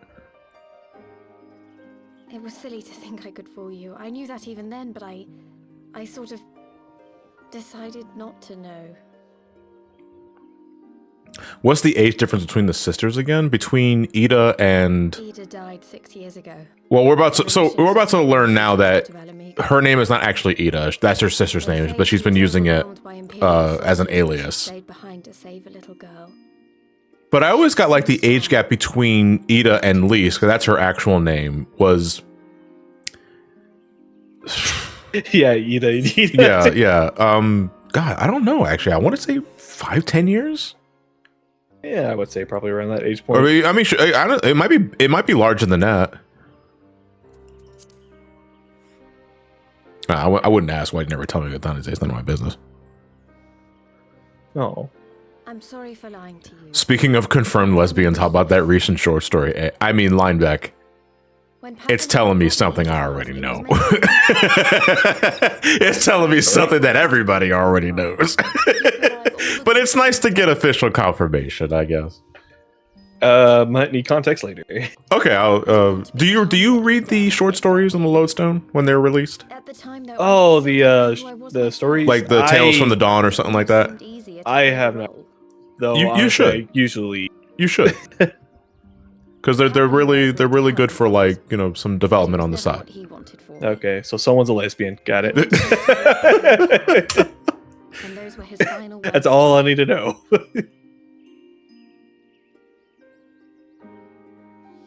The Archon's mark he gave me is faded, and my last excuse along with it. Get a new one. Shut up, Winky. They lost sister. That's fucked. They'll get another one. And I choose to continue my family's. Hey John, I know you like mods, DMC, and Kingdom Hearts, so I just wish there are mods you might like. Nobody may cry. I mean, I can cry. It fuses DMC combat with KH combat. Super fun. It's currently an alpha, beta bonus, current stats. It's a mod for what specifically, or is that like its own game? Is it a mod for DMC or is it a mod for Kingdom Hearts? Oh, it's for KH too. Okay. I mean, it's something to consider later down the road. We also have a decomp of KH1 underway. Oh, a decomp, really? Yep. Mm. Based on the original Japanese PS2 version. So original code. Original? Why go that far back? Or was it like the easiest to decompile? Oldest code makes it easier to go forward. Okay, I figured it's that because like OG KH in Japan doesn't have any of the post-game content. I'll put a start somewhere. Yeah. Would you rather than try and decomp that technical mess that is the PS3 onwards version? I love how, like, after all this, he stops calling her Shadow Walker and starts calling you Yugiri. Yugiri, yeah. It's like, please stop calling me Shadow Walker. It was an elementary school nickname I gave to myself, okay? I had a phase. Only works on PS2, needs a thing, that's not an issue. Yeah, I have experiment for that. I'll consider, what? Like, find the lie. I rely on experiment to help me a lot of mods. No, it's just like, I have experiment for that. Yeah. Right here.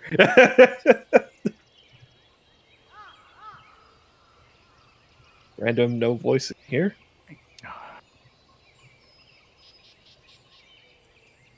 So Ida, or Lise, has opened up to us and revealed her face and her actual name. And no more hiding in the past. She's now going to look forward to the future. I have a lot to talk about, Lise, but we'll talk about that later. Are you talking Stormblood related stuff specifically? Yeah. Okay, yeah. We're gonna have to wait until later if you want to get into that. I would just say, like, that's interesting. I'm sorry. And with that, folks, we are officially done with Heavensward. We have reached the end of patch 3.5, and now that all that remains, MSQ wise, is the build up, it's the Stormblood. Basically, the next quest starts Stormblood. But we are not going to do that with Ramani. Our adventures with Ramani are going to pause here for at least a few months because I want to focus on other things in the meantime. We should be wrapping up A Link to the Past randomizer on Wednesday as well.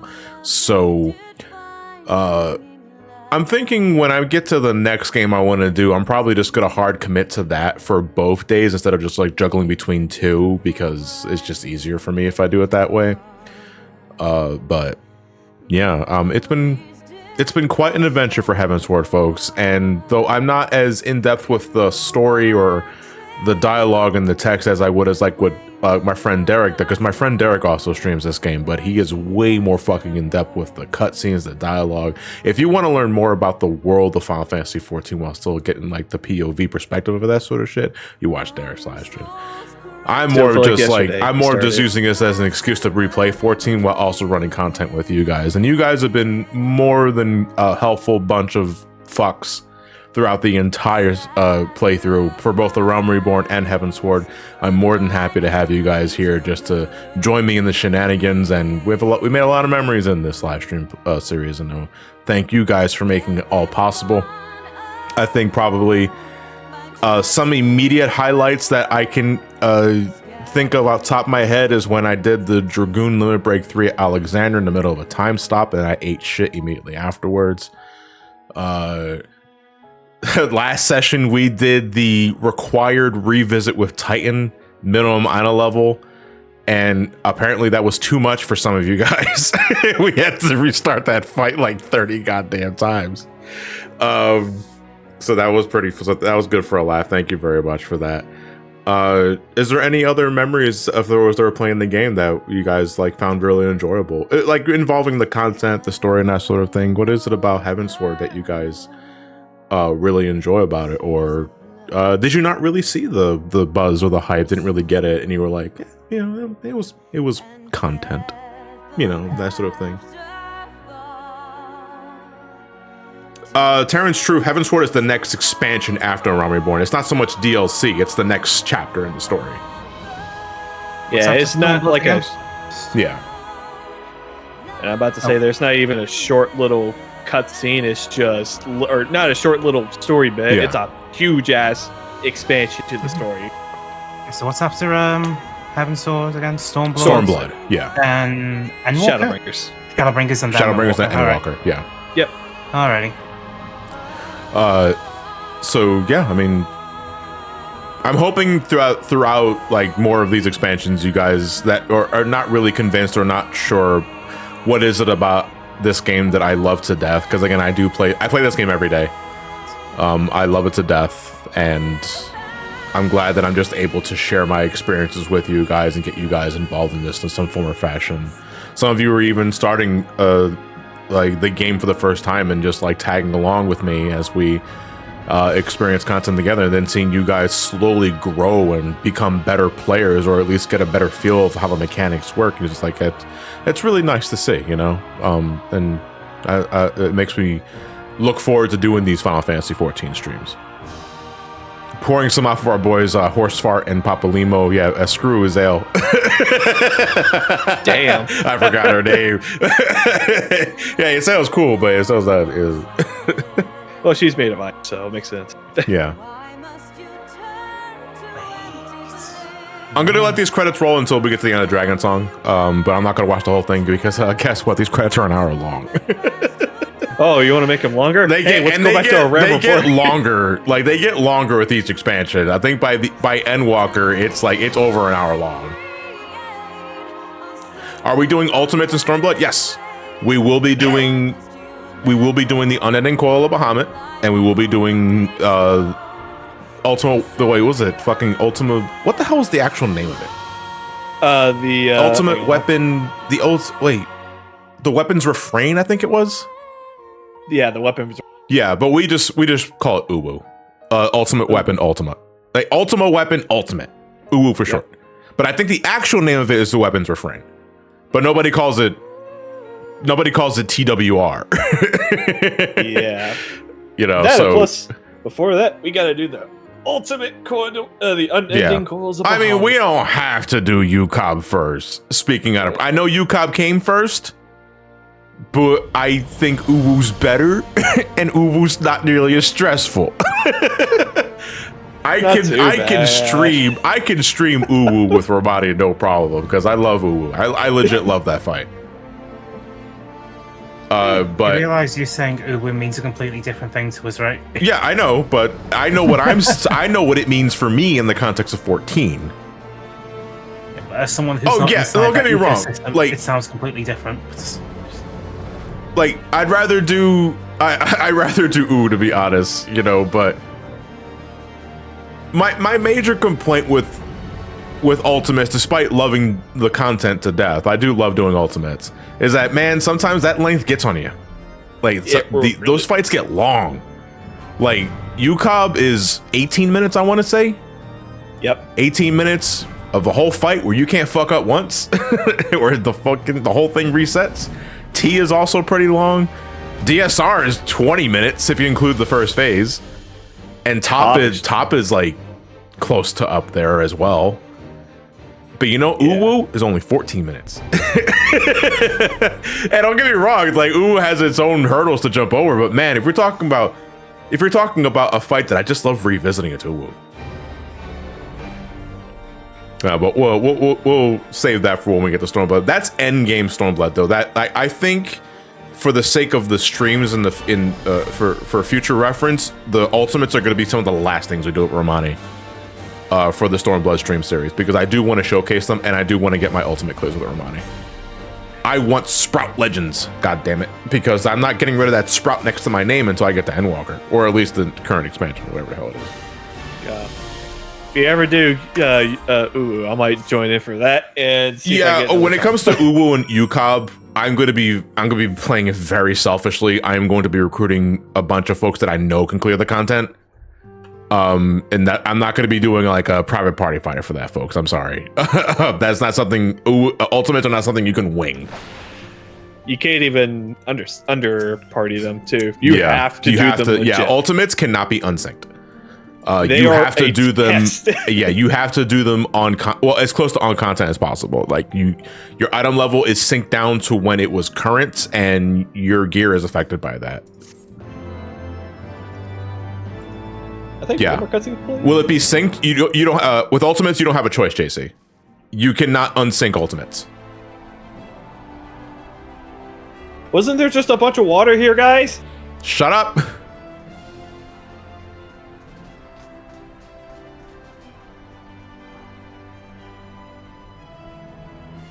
Quick march. The Imperials will be here before you know it, and I sense a DMV line coming up. I don't know why. It's got this feeling in my bones. And I feel like Father will have a... Speaking of Father. Alright. Well, it's time for what?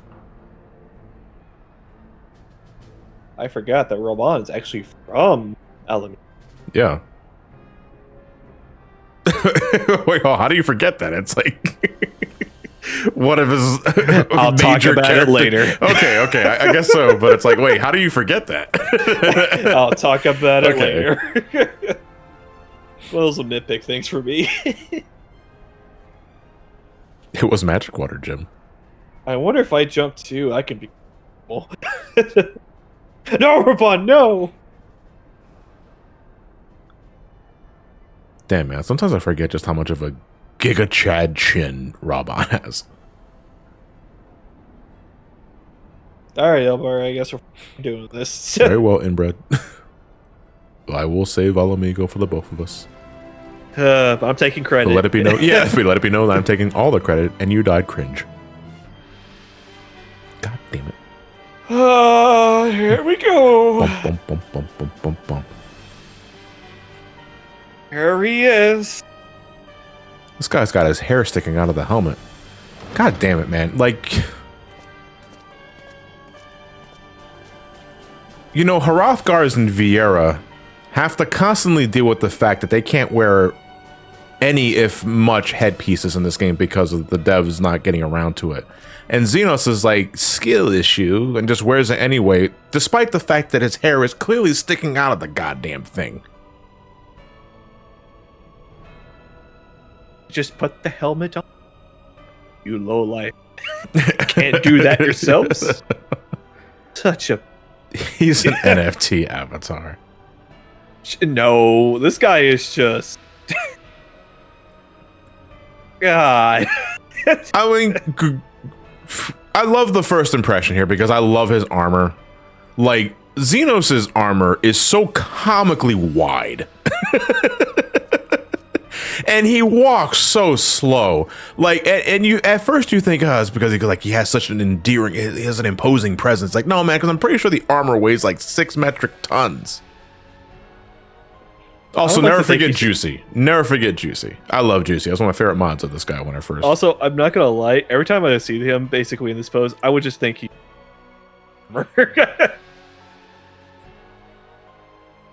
Oh, underneath that helmet is a man.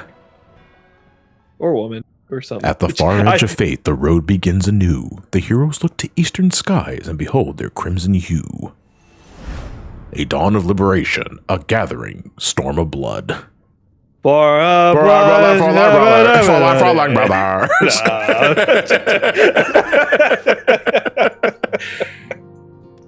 Alright. God, that was well fucking. Alright, so this is where we will pick back up when we begin the Stormblood expansion beyond the Great Wall. We are officially in Stormblood territory, folks, but we're not going to be reconvening for Stormblood for a few months. I want to say, give or take, we're probably going to start Stormblood around maybe March, April. To give you guys a time frame of when I want to pick this back up. So in the meantime, if you're playing along with me, you're doing story content along with me, what am I going to do in the meantime? Let's take a tour. So some things that I did not show off.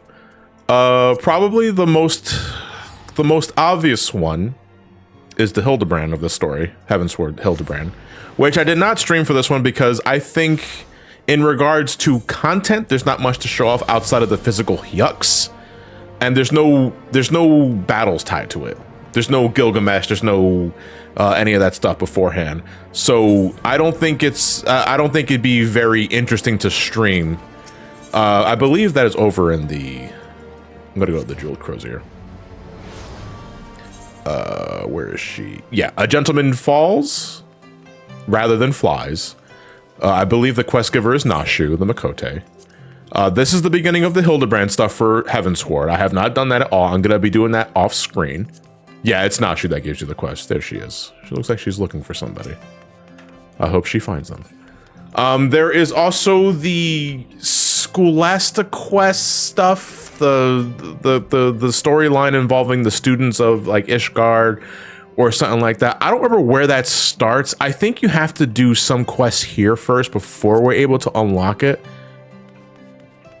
But I am not the biggest fan of that story because it kind of put me to sleep both times I did it, because I did it once with Joan and I did it again with Valerie on my spare time, and I'm struggling to remember what the hell I even do in that quest.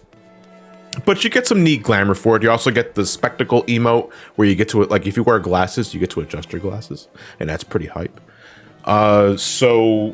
Outside of that, what else did I not do? Let's see. So in the meantime as well, I'm also going to be leveling up the other tribal, the beast tribes. So far, I've only done Ixals with Ramani. I am going to be doing all of Aram Reborn's tribal quests. I'm also going to be doing all of Heavensward's tribal quests. And I want to be doing the allied tribal quest storylines that you get for doing that, because that's where you get some pretty cool glamours and emotes that I really like having. Specifically, I need I need the sun drop dance, I need the Moogle dance, and I need the one that you get for doing the allied quest, which I'm always blanking on. And I asked this question just a couple of streams ago too, and I'm already fucking blanked on it. So I'm going to be maxing out the Aram Reborn tribal quest. I'm also going to be maxing out the Heavensward tribal quest.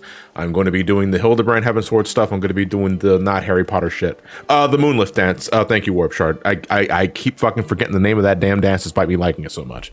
So yeah, I'm going to be doing all of that. I am going to probably make another Anima weapon for Summoner. Because you can get most of all the ingredients you need for it with Poetics, and those are dirt cheap to get nowadays. What else have I not do for this one outside? But the tribal quest and the Hildebrand and the student stuff is pretty big. Outside of that, I want to say that's pretty much the only homework I'm going to be having with Ramani. If you haven't already, level up your crafters and gatherers to at least level 60 so that they're ready for Stormblood content, which we'll also do later down the road. And if you're interested or curious at all about what side quests you should be doing, assuming they don't unlock like a different job, always remember that check marks with a blue exclamation point and a plus leads to either other side quests as a part of the story, or at least as something unlocking. So blue side quests are always going to be like your side quests of focus, because most of the time regular side quests like this, like the regular gold exclamation point, you do that for like flavor text to learn more about the world around you, and I recommend you don't sleep on them. Like, obviously don't do them all at once, because that's how you get burned out really fast, speaking from experience. But if there's side quests you want to do, prioritize the blue exclamation points with the plus sign on it, because that's the shit that unlocks stuff. Let me see. There anything else that I am drawing up on? You know what? There's one more thing we can do, actually, before we call it a wrap here. Because I have been sitting on this fucking dragon skin map for months that I got I think I got it while gathering. And this is an 8-player treasure map. If anyone would like to join me for this one, we can do this real quick. You're already here, so I'm sending you here. You as well, Santiago. I'm going to open up a party finder.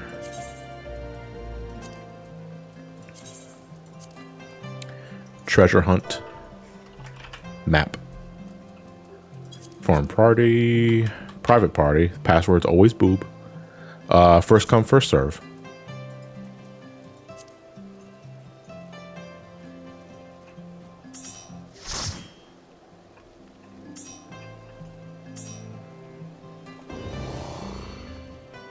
Are we going to do a group photo before we end it? Yeah. After we finish this map, let's take a group photo. I know exactly where we're going to take it to.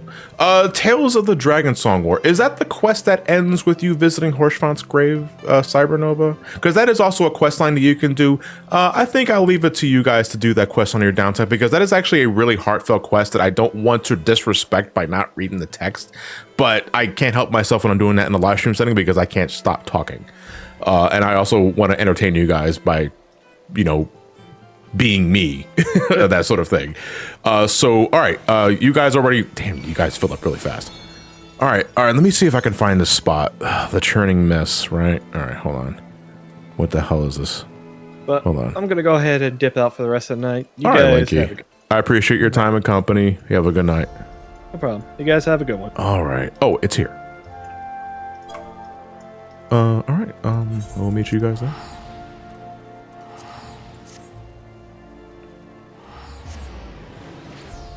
will this homework be posted on the Discord so it's not forgotten by those who have not called to Ramani yet?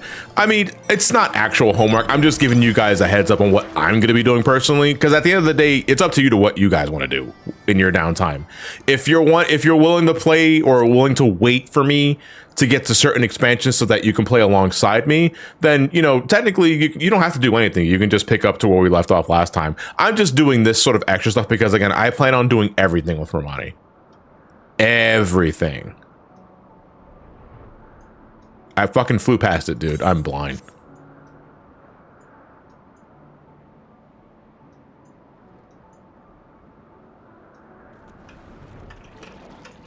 Okay, AC dig. Because there's a separate icon you can put in your hotbar that lets you dig for the treasure. But if you know the command in the chat, you can also just type /AC space dig. That chocobo is in the way. All right, hopefully we got a portal. There's just a single Tyrannosaurus here.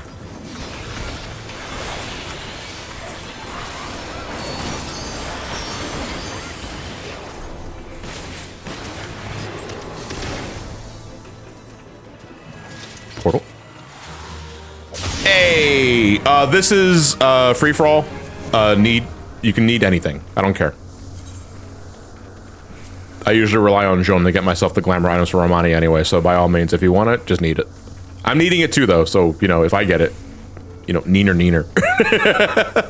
That said, I do need everyone to roll. We cannot access the portal until everyone rolls for the treasure. So please, if you haven't already, I encourage you to hit that need button. Hey, congratulations, Darren, for winning the Thavnarian Silk. So, if I'm not mistaken, Heavensward was the first expansion to have portals for treasure hunts. So every once in a while, when you open up a map, specifically the ones that are 8-player maps, whenever you open up the coffer, there is a chance that a portal will show up. And this portal leads you into a secret treasure-filled dungeon. In this case, in Heavensward, it's the Aquapolis. And how it works, essentially, because we can demonstrate it right here. I'm in charge of this map. The one that the owner of the map is in charge of opening the coffers in the portal should one spawn. So what's going to happen here is that we're going to open this very enticing coffer, but it's going to trigger a bunch of ad spawns. Then we have to take care of the ads. Then when the ads are dead, we get the goodies inside the coffer, and then we have to pick a door. Let's open up the coffer first and deal with the ads. A trap has been triggered. The cage door unlocks. All right, and then we just gotta, you know, take care of the ads. This is really nothing special. This is probably like some of the most chill, casual content you can do with a group of friends. Map nights are always fun. You know, because you get to bask in rolling the RNG of getting good items. Hopefully you get a bunch of portal spawns, because a portal is not guaranteed to pop from a treasure coffer when you open it up. And sometimes you'll have your nights when you're opening up like 3 or 4 different coffers and a portal never shows up and it's like, fuck me, man, what did I do wrong? But then you'll get your nights when you get plenty of portals, but you don't get jack shit from the coffers. In this case, we're gonna open up the coffer and we got an odorless animal fat. I don't know what that's used for. Let's search recipe. So you need this for griffin leather. And it's part of a master recipe, but I don't know what that's all used for. Anyway, but after you open up the coffer, it's time to pick a door. One will lead you to the exit, the other will let you go deeper into the dungeon. It's a coin flip.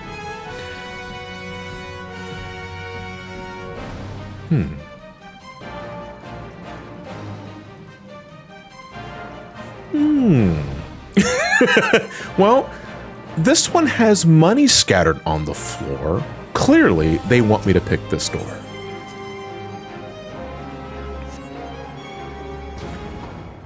And we're gonna see if they're gonna let us in.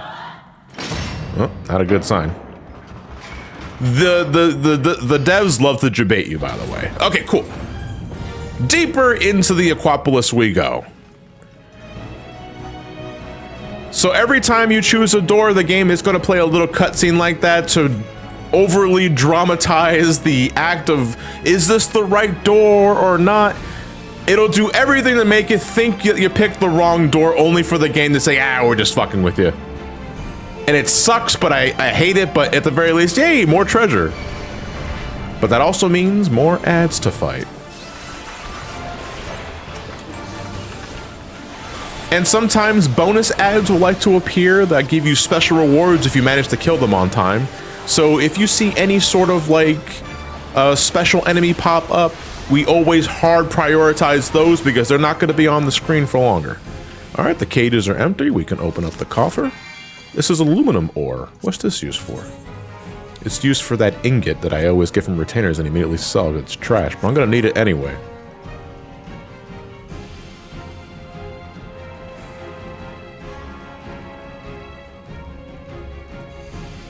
Brandon Network, last Saturday I met Jason Griffith, Pete Capella, and Mike Pollock at Trenton Punk Rock Flea Market. It was awesome. They were cool dudes, very fun to talk to. Jason and Pete can still do respective four voices flawlessly despite how long it's been. I referred to Mike as the doctor the whole time. I personally wouldn't do that. I just call him Mr. Pollock, you know, because actors are not their characters. You know what I mean?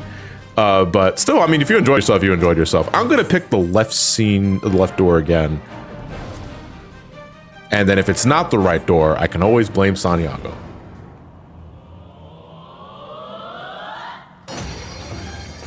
Good shit. I'm so glad I had the intuition to pick that door.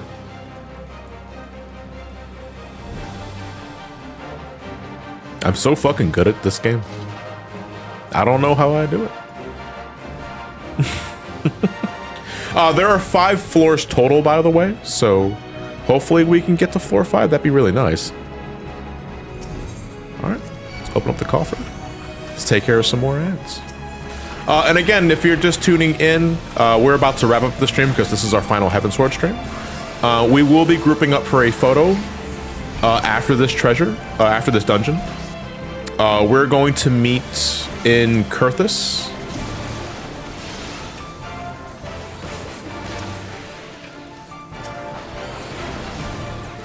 Kurthus Central Highlands, by the way, not Western.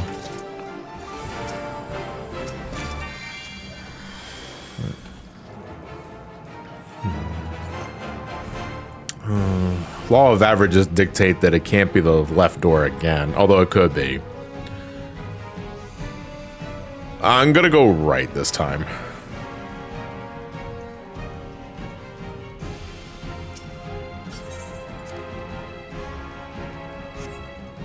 Hopefully I don't get debated, because sometimes one treasure dungeon that I ran. Ooh, cool, that was immediate. One treasure dungeon that I ran, the first 4 doors were all left. And then thinking the game had a sense of humor, I picked the left door for the 5th door and ended up getting kicked out, and I was like, fuck me. Not a bad haul though.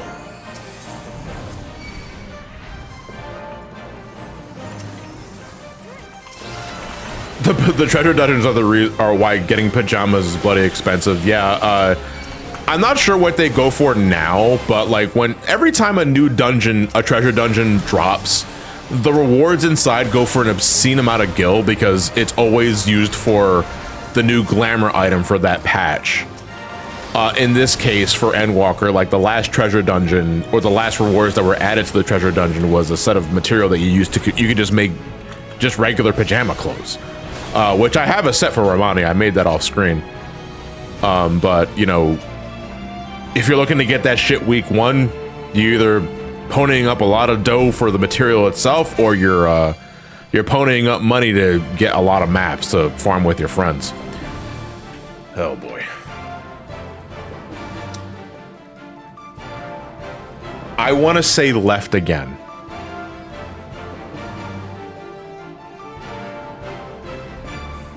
I'm thinking we should go left again.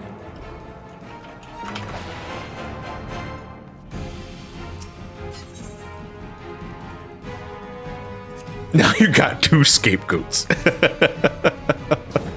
I had 4, but they fucking attacked right through them. Oh boy.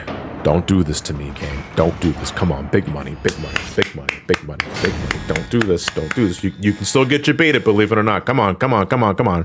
Damn it! I should have picked the right door. Yeah, so when I'm talking about the game fucking with you, it'll close the door, sound the alarm, and it looks as if you're about to get booted out. But then as the screen is fading to black, it will just immediately play this victorious chorus like, oh, it's like, oh no, it's actually right. We're just fucking with you. And that's what we want to hope to happen, but you know. All right, let's go get our expansion ending picture. We are going to Kurthis Central Highlands. All I can ask is make sure your chocobos, your minions, all that sort of shit, make sure they're despawned so that they're not, you know, taking up space in the picture. I want to say the spot in question is over here. I think it's around here, or it might be further west.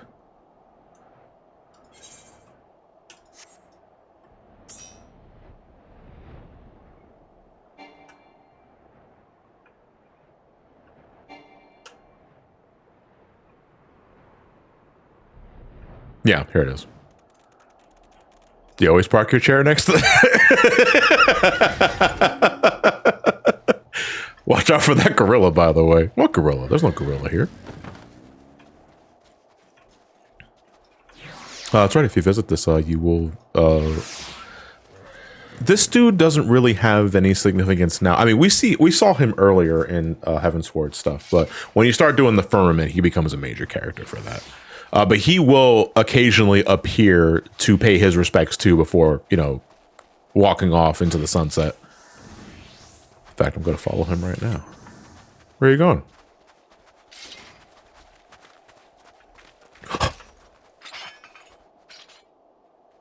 Oh my God, I'm dead.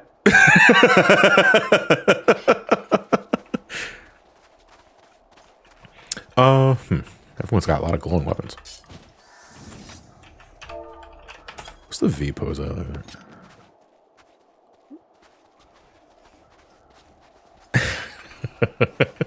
I wish I was dead. All right, general rule of thumb when it comes to pictures, Lalafel's in the front, Tolly's in the back. Although it looks like everyone here is at least a here. And a few Aura. I don't see any. Okay, yeah, we got one Makote. I think. Yeah. And Santa Claus. Do we want Yuriko? Well, that's Editha's alt. Editha, were you gonna take the picture, or do you just want me to take a basic bitch screenshot? It doesn't matter to me. I don't really care.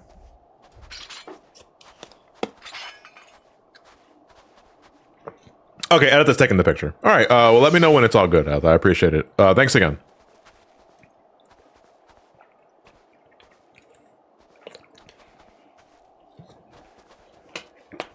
Oh, Lord. Yeah, nobody fucking plays Elizons in this game, man. I think the least played races in 14, going off of data that I remember seeing, was Elizons and Rogadins. Femros specifically. And that's disrespectful. How the hell do you not like Femros? Big, tall, beefy women. Come on. That shit writes itself. And Elizons, I don't know what people got against Elizons.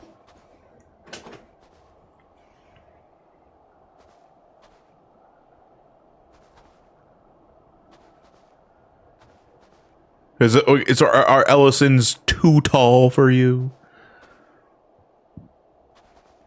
Like, my girlfriend plays Ellison. Good, I mean, good on her, man.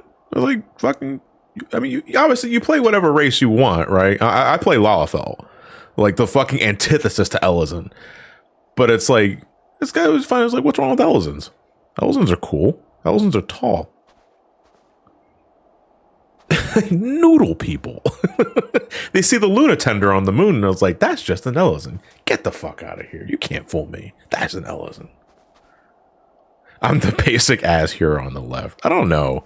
Define basic ass.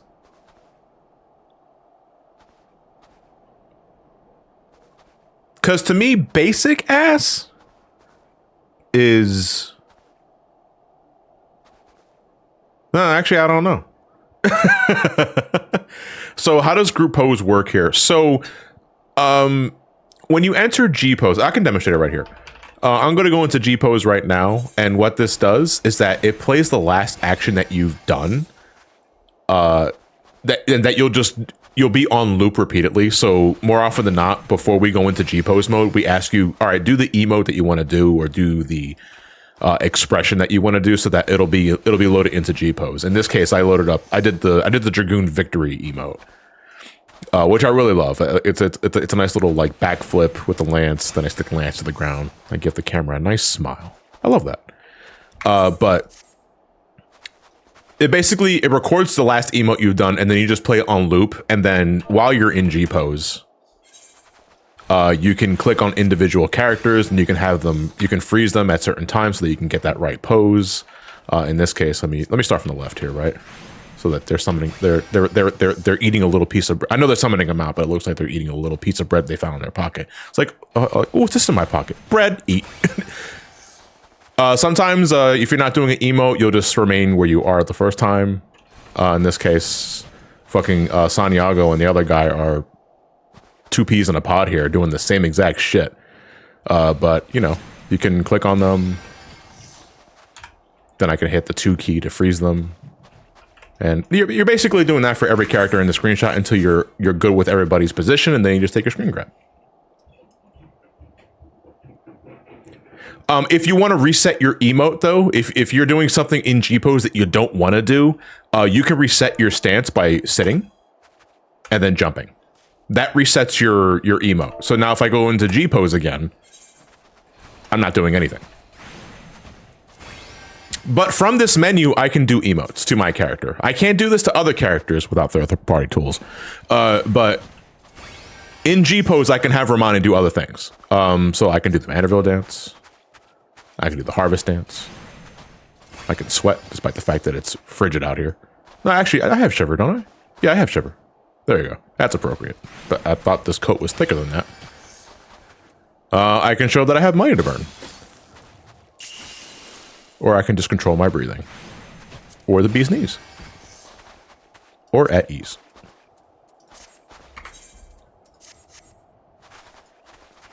But generally, if you want to make sure that you're not doing any posing before you head into G pose, all you got to do is sit and then jump. Blue Dino wants to join the group shot. How long are you going to be, Blue Dino? Because I don't want to hold up everybody here. Did that emo come with a free statue? Absolutely.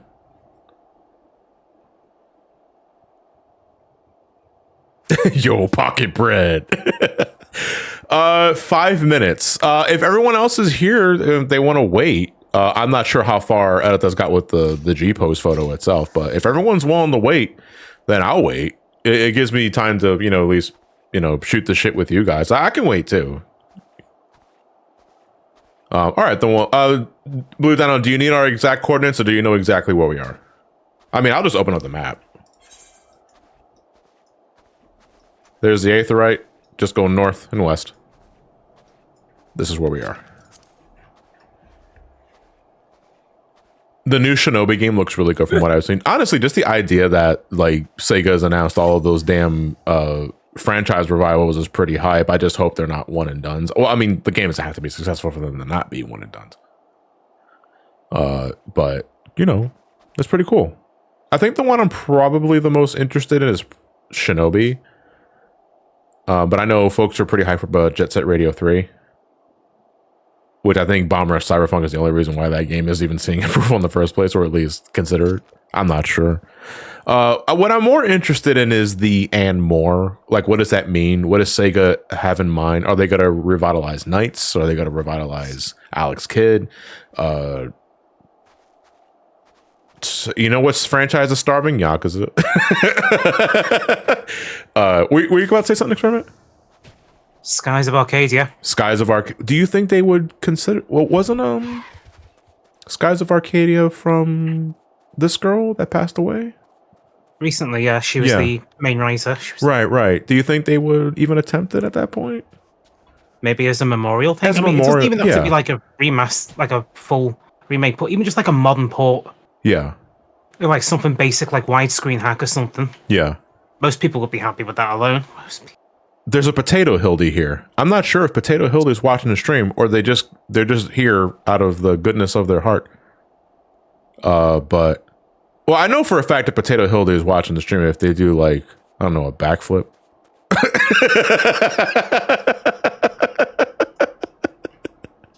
But yeah, they're giving a prayer. Shout outs to Potato Hildy, by the way. That's actually a really cool glam. They got the hairstyle too. Hikaru, for God's sakes, eat a sandwich. Oh, a new Gunstar Heroes would be nuts. That's more Treasure though, not really Sega. Unless Sega owns the rights to Gunstar Hero. Do they? I actually never really thought about that.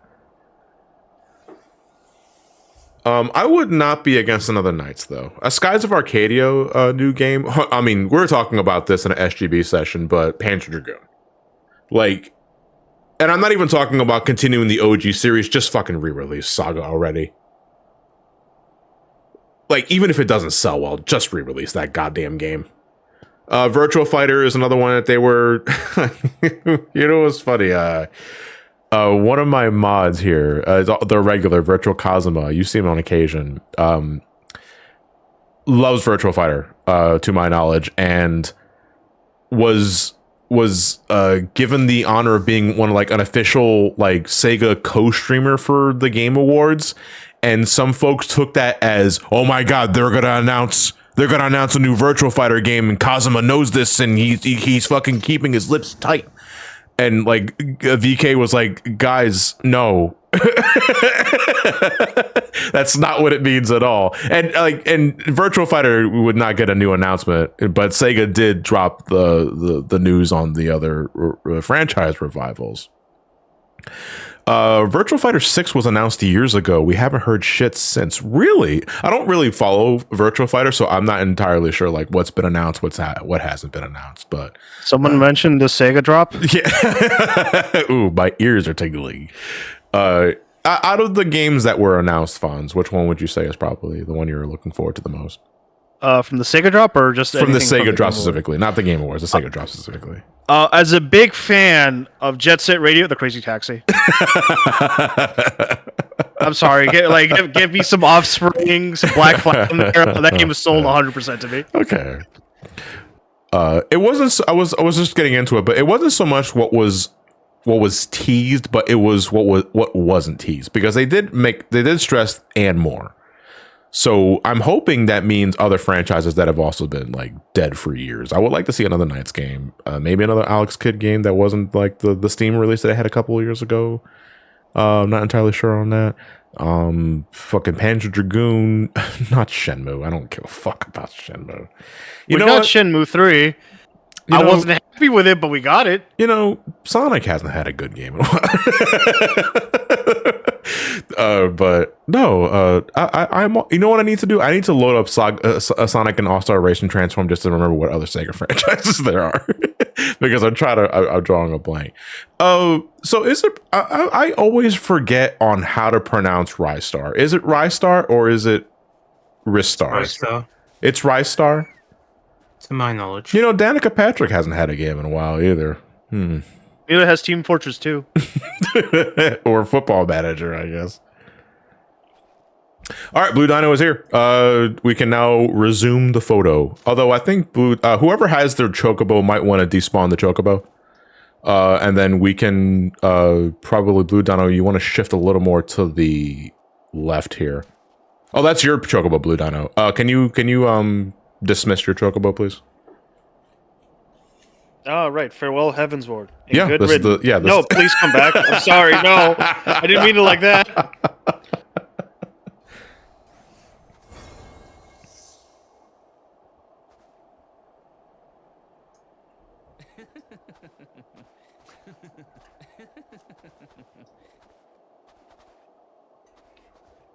Well, I mean, even if you can't despawn the Chocobo, we can just like remove it from G-Post because they let you do that. Okay, but never mind. I guess they're just looking for the option for it. All right, so now that everyone's here, Editha can get back to working on the photo. As soon as Editha gives us the confirmation that the photo's done, we're gonna wrap things up here. So I didn't watch the TGAs because I don't care. And from what I understand, I didn't really miss anything. outside of. Well, Kojima came in out of heavens, apparently. So. Right. Oh, I'm so happy for Keeley. That's huge for Keeley. It's a shame the makeout session had to be cut short with "Please wrap it up," but yeah, it was like 3-4 hours long. Do you know how many game-related things you saw during that? An hour and a half. No, not even that. 11 minutes. The rest of it was all adverts. Yeah, because like someone broke it down like statistically speaking, and it's like out of the entirety of that show, like an hour and a half was dedicated to this premieres and trailers. I was like, what the fuck, dude? Like. I mean, if you're watching a Game Awards show, you're watching it for the trailers. You're not watching for the dance. It shouldn't be like that. Yeah, no, it shouldn't be that way, though. You know, you don't watch just for comparison's sake. You don't watch the Oscars. You don't watch the Emmys, and half of the show is fucking movie trailers for shit that's not out yet.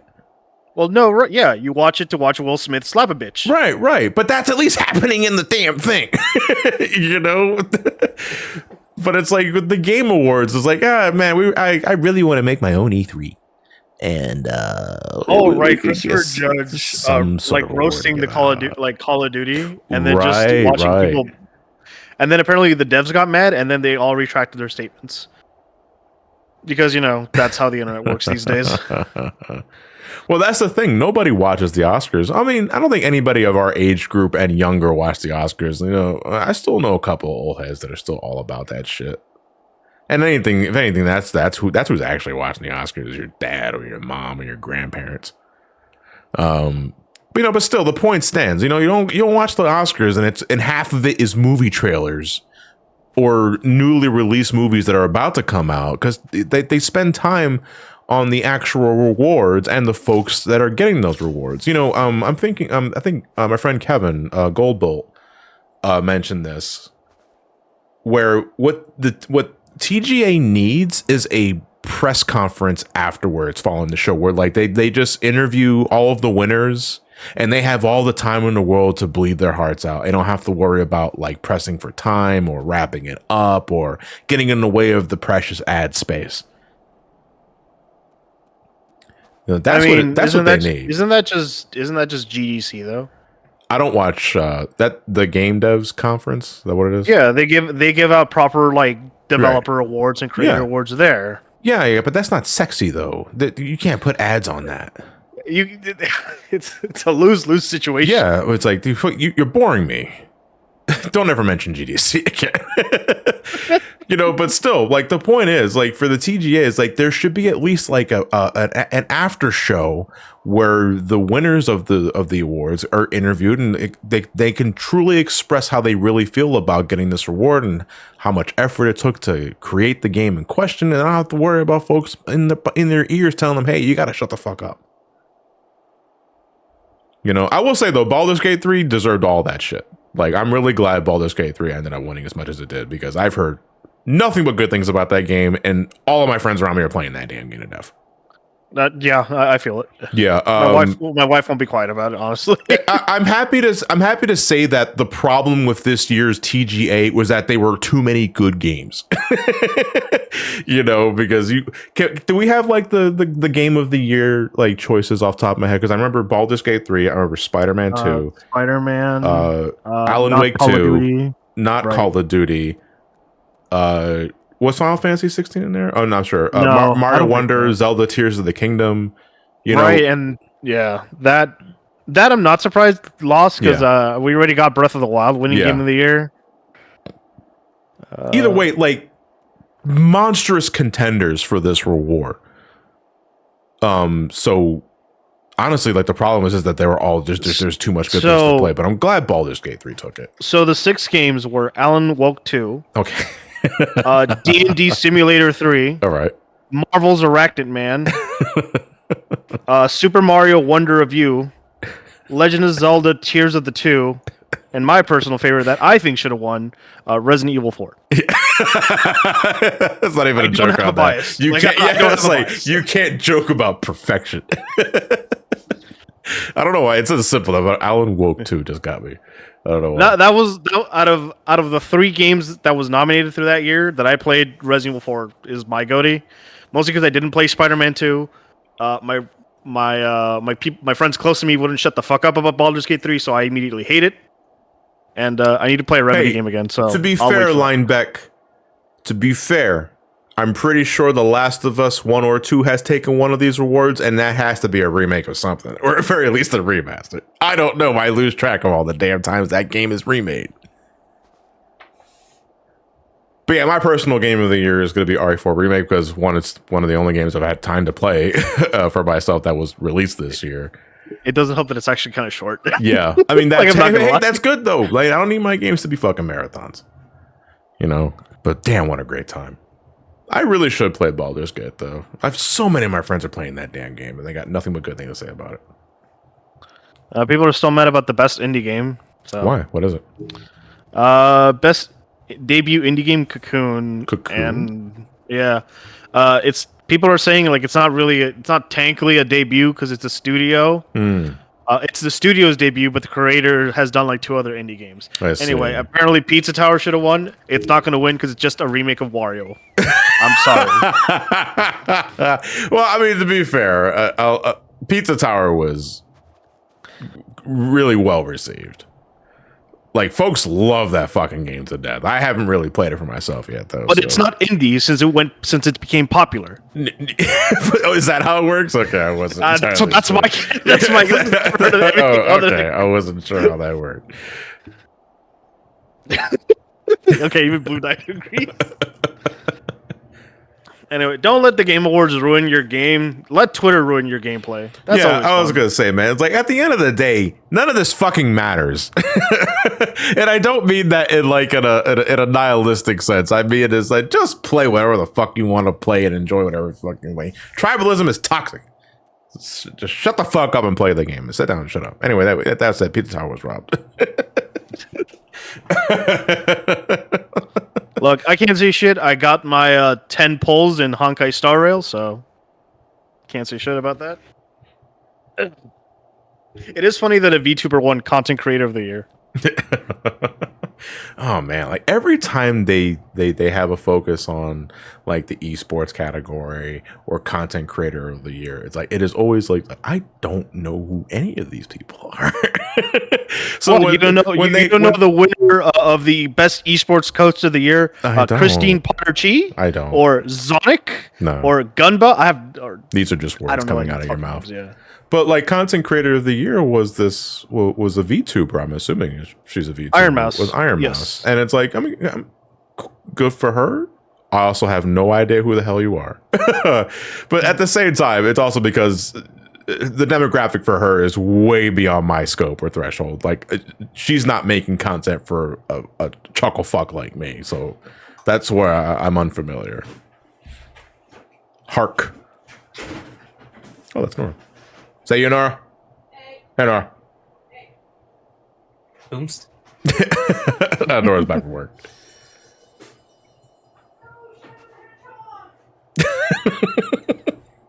There's a story there.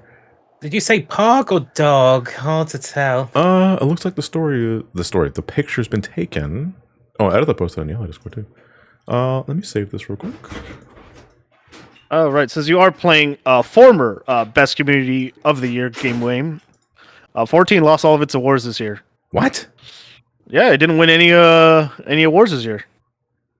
It lost Best Community. It also lost Best Ongoing Game. Dead game. Lynx was right. Fucking. Can I know? So you know what that means? Uninstall the game. Go play WoW. Okay. Well, here it is, folks. That's the. I see the goddamn gorilla. There is no reason to be upset. Every fucking time, if you see it, you see it. But thank you, Editha. Much appreciated as always. And all right, folks, we're gonna call it a wrap here. Thank you. I mean, I said everything I needed to say in the credit sequence, but so I won't repeat. too much of what I said here, but thank you very much for joining me and Ramani on our Heavensward adventures. That said, it is time to, you know what we're going to do? We're going to do one more thing on my end, but I only need myself for this. Let's go back to Ul'dah. Because there's one more thing we have to do. We have to retire the Heavensward look.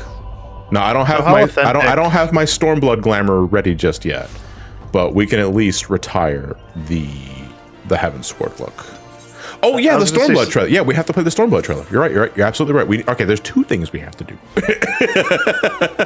I was going to say, so how authentic is your Stormblood experience going to be? Are you going to try to recreate Rob on Extreme? That we were discussing the DMV line earlier, yeah, and whether or not we can replicate it. Well, no, we're not going to be able to, but we can at least make a line. God, I remember people were so mad that week. It was like, I took a week off and the game doesn't even work. Yeah. I was like, man. Is there a conga emote? No, I don't think there is.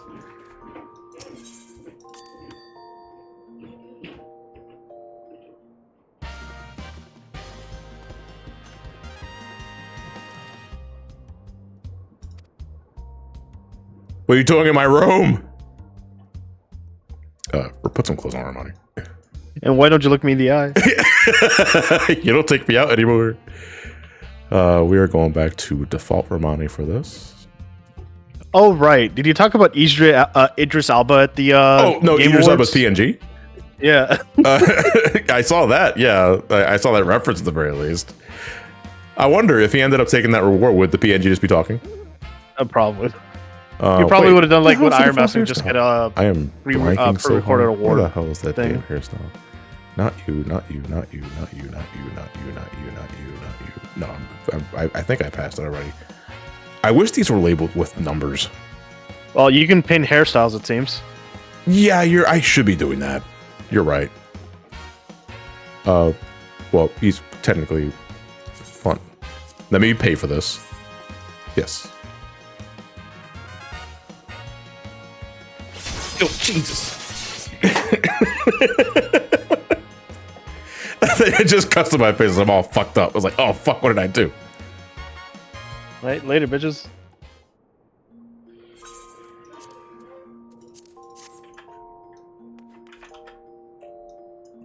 How's it feel, Ramani? To no longer have to wear that bandana. Although, I am gonna miss that portrait, because that bottom right portrait that we have commissioned for the Heavensward playthrough is legit one of my favorite pieces of Ramani fan art that I've gotten. Well, not fan art, I commissioned that. The artist for that, by the way, because folks have been asking me about that, and I blanked the last time, because the version that I'm using doesn't have the artist's signature on it. Because when artists commission you stuff, they give you two versions of it. They give you the high-res version that you can use for whatever you want, but you also have the one that has the signature on it so that they can share on social media, which is the way it should be, in my opinion. So I'm going to show the one that has the signature on it. It's Man Riri. They're the one that drew this, and I love this picture so much. But we're going to be retiring this look for Stormblood. I don't have a glamour set in mind for Stormblood just yet. We are going to be rocking two glamours, because I think it was Blue Dino that suggested that. One for the Alamegan stuff and one for the Doma stuff, and I think that's a lovely idea. So we're going to do that when we reconvene for Stormblood in a few months' time. But we are going to wrap it up here, folks, and call it a day. Let's find someone to raid. Pat's online with Freedom Planet 2. We're gonna go raid Pat. We do. We need a raid hash. Oh wait, the trailer.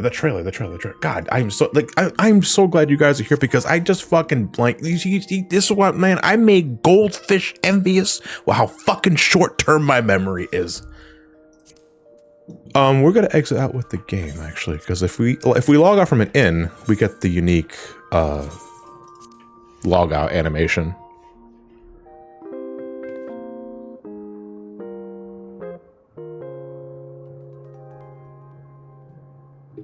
That's adorable, but also I could never sleep like that. I've never seen an Allfell do that. All right.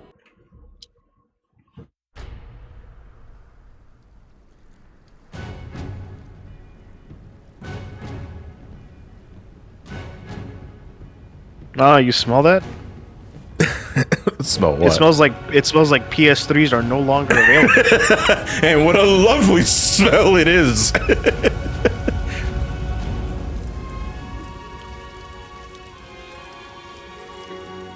Dude, someone vandalized the statue to say Square on it. Who did that? Probably Xenos. The prick. I was told this logo is for both disappointment and hype.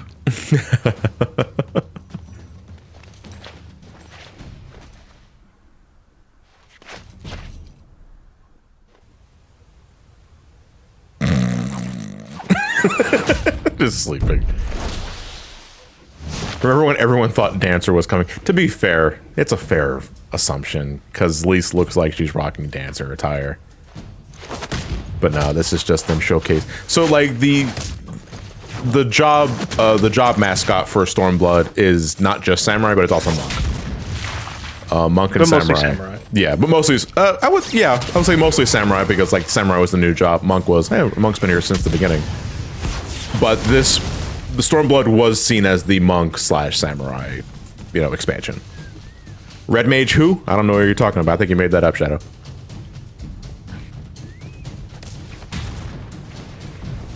What else did we get that expansion? It was just Red Mage and Samurai. Oh, right. Yeah. Because Shadowbringers gave us Gunbreaker and Dancer. Right, Squallbreaker. Yeah, Squallbreaker. Yeah, that's Leon. I mean, that's what I've been calling. Oh, right, my bad. Leon Breaker. Yeah, right. Hey, what was your first Final Fantasy game? Kingdom Hearts. Oh, damn. So does that mean Ramani's going back to Monk, or is he going Samurai? Neither. I'm leveling up Dancer. Because that really burned me. No, but I am leveling up Dancer for Stormblood. I'm not going back to Monk with Ramani until Endwalker.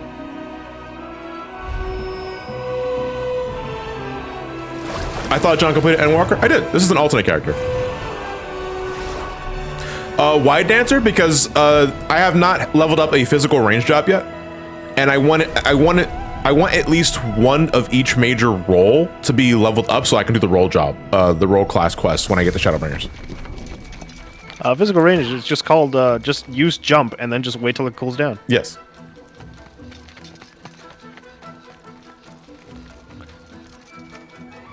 God, I remember when this trailer dropped, and we were all on Discord, if I recall, and we were all just fucking losing our shit. I mean, this part also makes me laugh. It was like, here's John Final Fantasy, the whitest looking Japanese samurai you ever seen in your life. It's like, you guys ever seen The Last Samurai with Tom Cruise? He has studied the blade.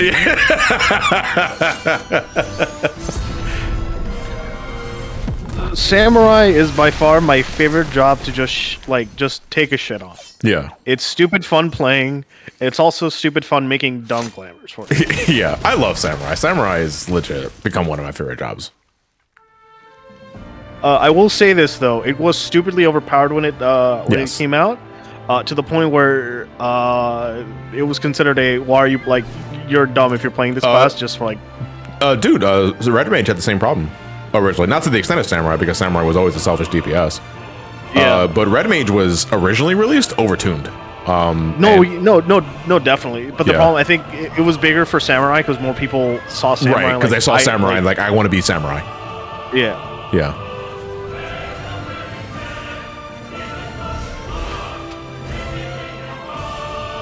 To the point where, back in the old FC, one of the emotes was a wheelchair with the Samurai logo.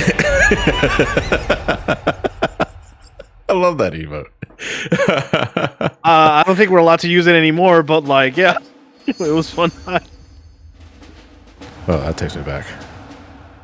Time for some more Omega Prog. But we'll worry about that next time. All right, folks. We'll reconvene with Final Fantasy XIV in a few months with Stormblood. Get your classes and your gear ready, because we got a lot of content to cover for Stormblood when we eventually get to it. So I hope you guys are ready for that train ride, and literally in one fight that you're fighting a train.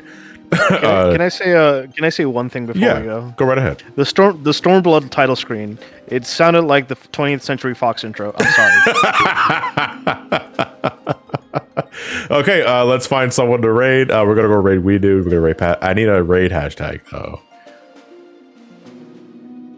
I don't have one off the top of my head, so if I can't think of one, I'm pretty sure you guys can, and Pat's a friend, so you can be a little more gung-ho. If not, you can use my victory emote. Or you can use Slope. Yeah, you can use hashtag Slope. Slope. You can absolutely do that. No, we're not going to watch trailer again. We already watched it. All right, guys, send Pat my love, and I will see you guys on Wednesday with more Legend of the Link to the Past randomizer. That should be the final session for that one, too. Have a good night, everybody. Take care.